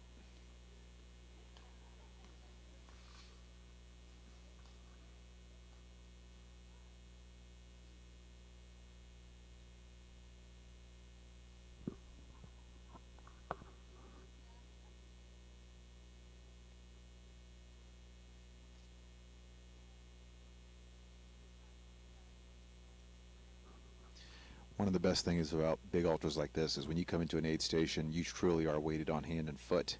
Anything you may want is provided. Anything you may need is found. All right, let's do a quick check back down the road, make sure we're not missing anybody.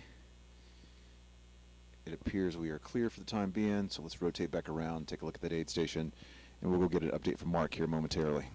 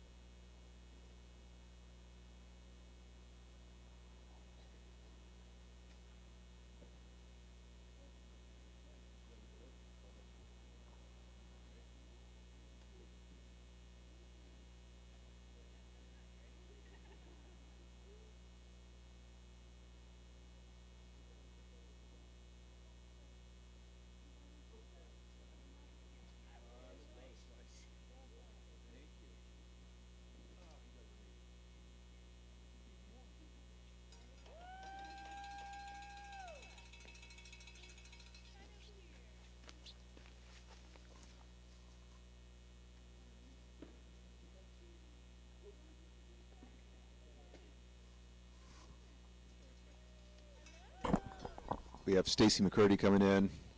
How you doing, Stacy?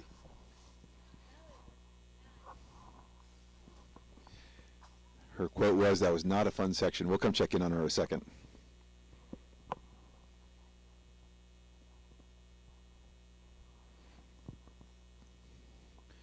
So Stacy, who's hiding behind that tree, is third overall female at the moment. Running well. She says everything hurts, kind of echoing what Mark Begg said just a second ago. I'll flip back over here. Looks like Roberto is actually getting ready to move. So Stacy is part of that trio over there. Her husband, along with her daughter, those two right there, make up the team. So we're going to have to get an interview there because, you know, as her daughter was explaining to us, this is her spring break, and she's spending it crewing her mom and with her dad through the mountains of Alabama and Georgia. Sounds like a good time to me. The 16-year-old might disagree. So we'll come check out. We're going to go over there and talk to him in just a second.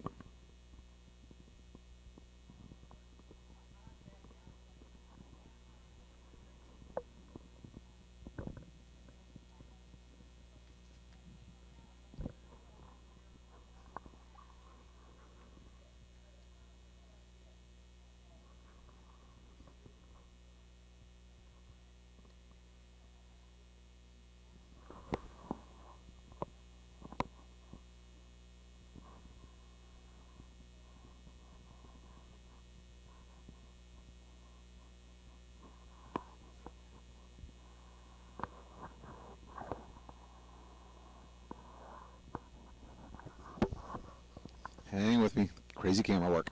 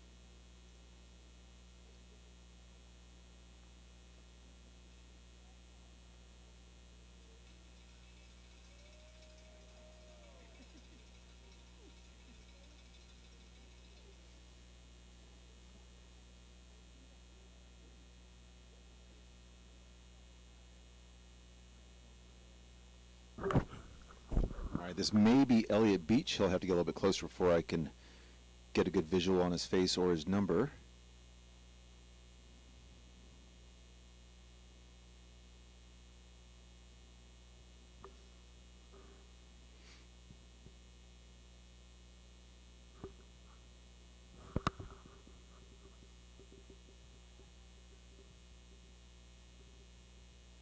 Nice work. Welcome in. Yep. There's also a warming tent if you need it. The blue tent. Lost you.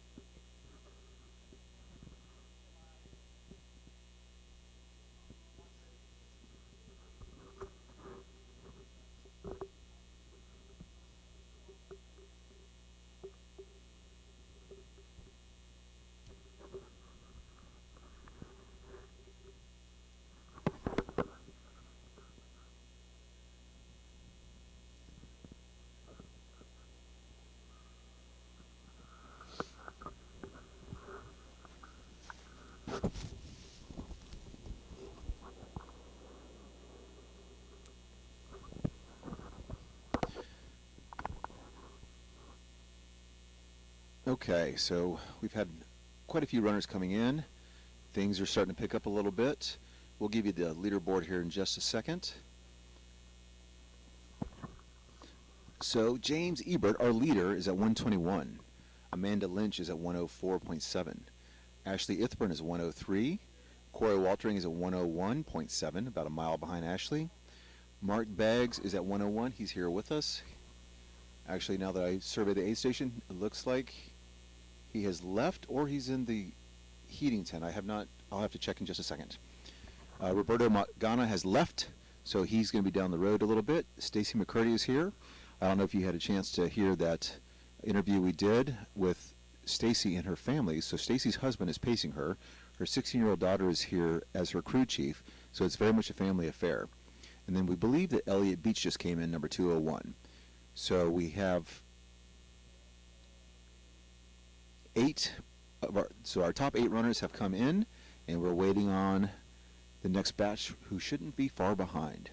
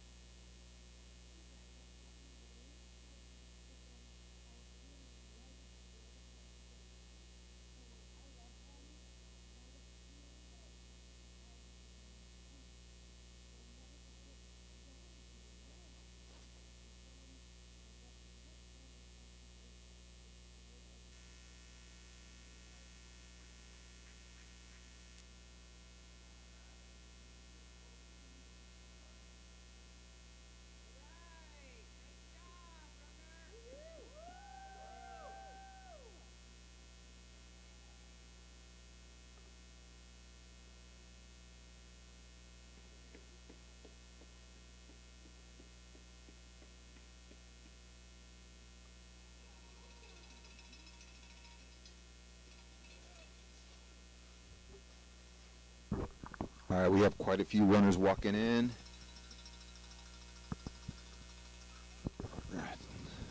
Looks like we have, this is the bunch we were talking about a while back, where we knew there was going to be about 3 or 4 of them coming in together. So let's take a look at our leaderboard and we'll get a sense of who we are and where we are.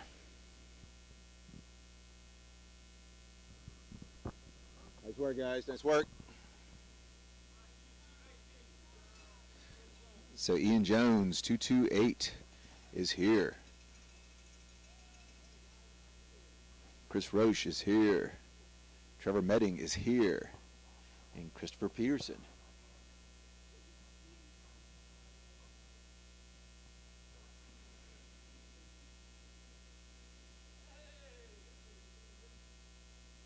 Nice. Big group of runners coming in.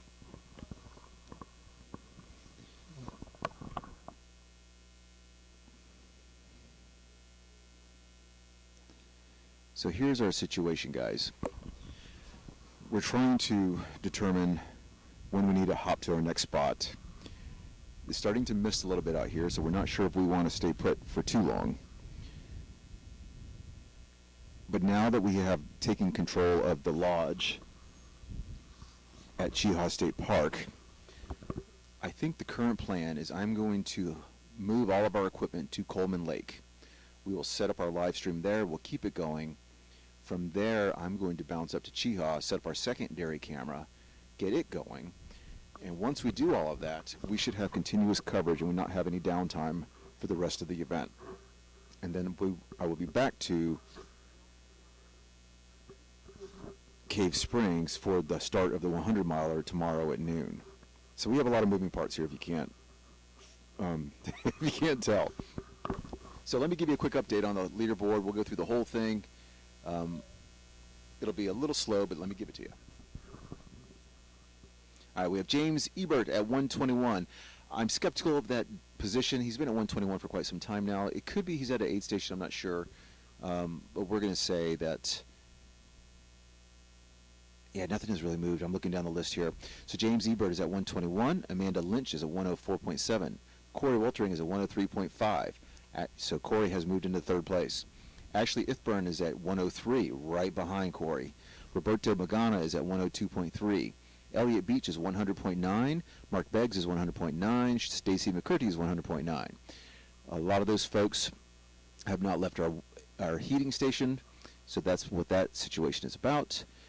We just had Chris Roche, Ian Jones, Trevor Manning, and Christopher Peterson all come in, so they're all at 101.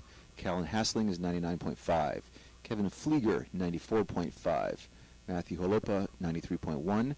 Sarah Irwin is at 92.9. Jerry Willoughby is at 91.1. Jeremy Couch, 90.3. Sean Camfield is at 89.4. Jamie Hurst, 85.6. Mike Reyes at 81.8. Brian Scheckman at 79. Andy Marshall, 78. Troy Eade, 76.2. April Romeo is at 76.2. Robert Breckenridge is at 76.1. Amber Orman is at 75.5. John DeBlasi, 75.2. Tyler Jackson, Big Jackson, Tyler Jackson, 74.5. Frank Reinhold is at 73.6. Nicole Quinn is at 73.5. Reginald McKnight, 73.4. Sarah Brandt, 73.3. Patricia Della Mora, 73.2. Joseph Toole, 72.5. Gumi Mubata, 72.3. Susan Bryden is at 72.2. Rob Olm is at 71.4. Carrie Parker is at 70.3. Hatsuyo Mary Chino is at 70. Kazuma Chino Bradshaw is at 69.9. Chuck Burt is at 68.9. So there's our crew. We have quite a few people still running.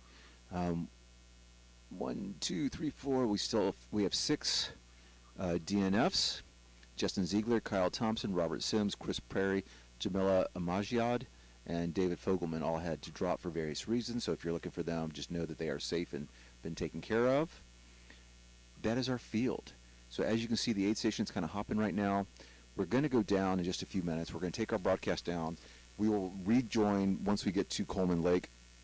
I'll get a sat link set up. I'll get the camera set back up. We will that camera will then stay put until 100% of the runners have come through, including the 100-milers, and then we will have a static camera at the finish line catching everybody come in as well.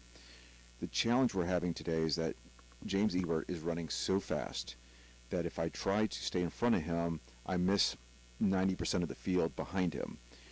So once we get a little closer to Chial, we'll be able to set up a 2-camera shoot location. That way we can catch everybody. So I'm going to do some checking in, and I will let you guys know when we're leaving, but it won't be long.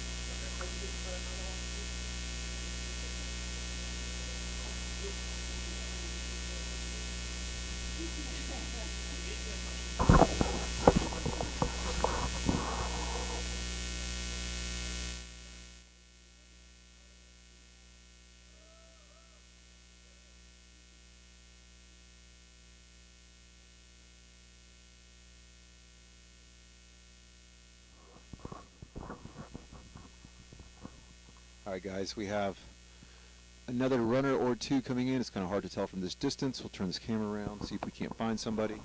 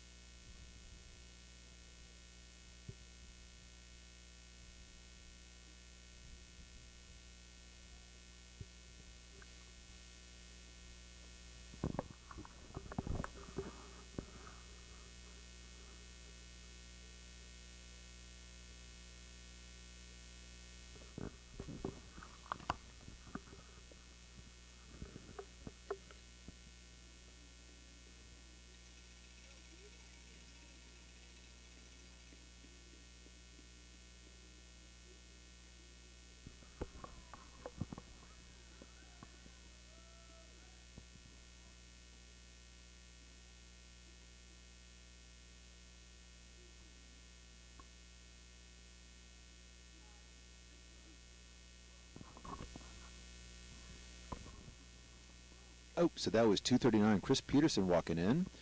He's in the yellow jacket heading into the aid station. And with that note right there, we're going to pause this broadcast here in just a few minutes. It is currently 6:04 Eastern Time. We're going to move our setup to Coleman Lake. Hopefully we'll be back on at 8 p.m. Central Time or Eastern Time. And that camera will be on for the duration. So we'll make sure we have people, we'll get everybody coming through. We'll get a good chance to see everybody. And until then, we'll talk to you soon. We're shutting down.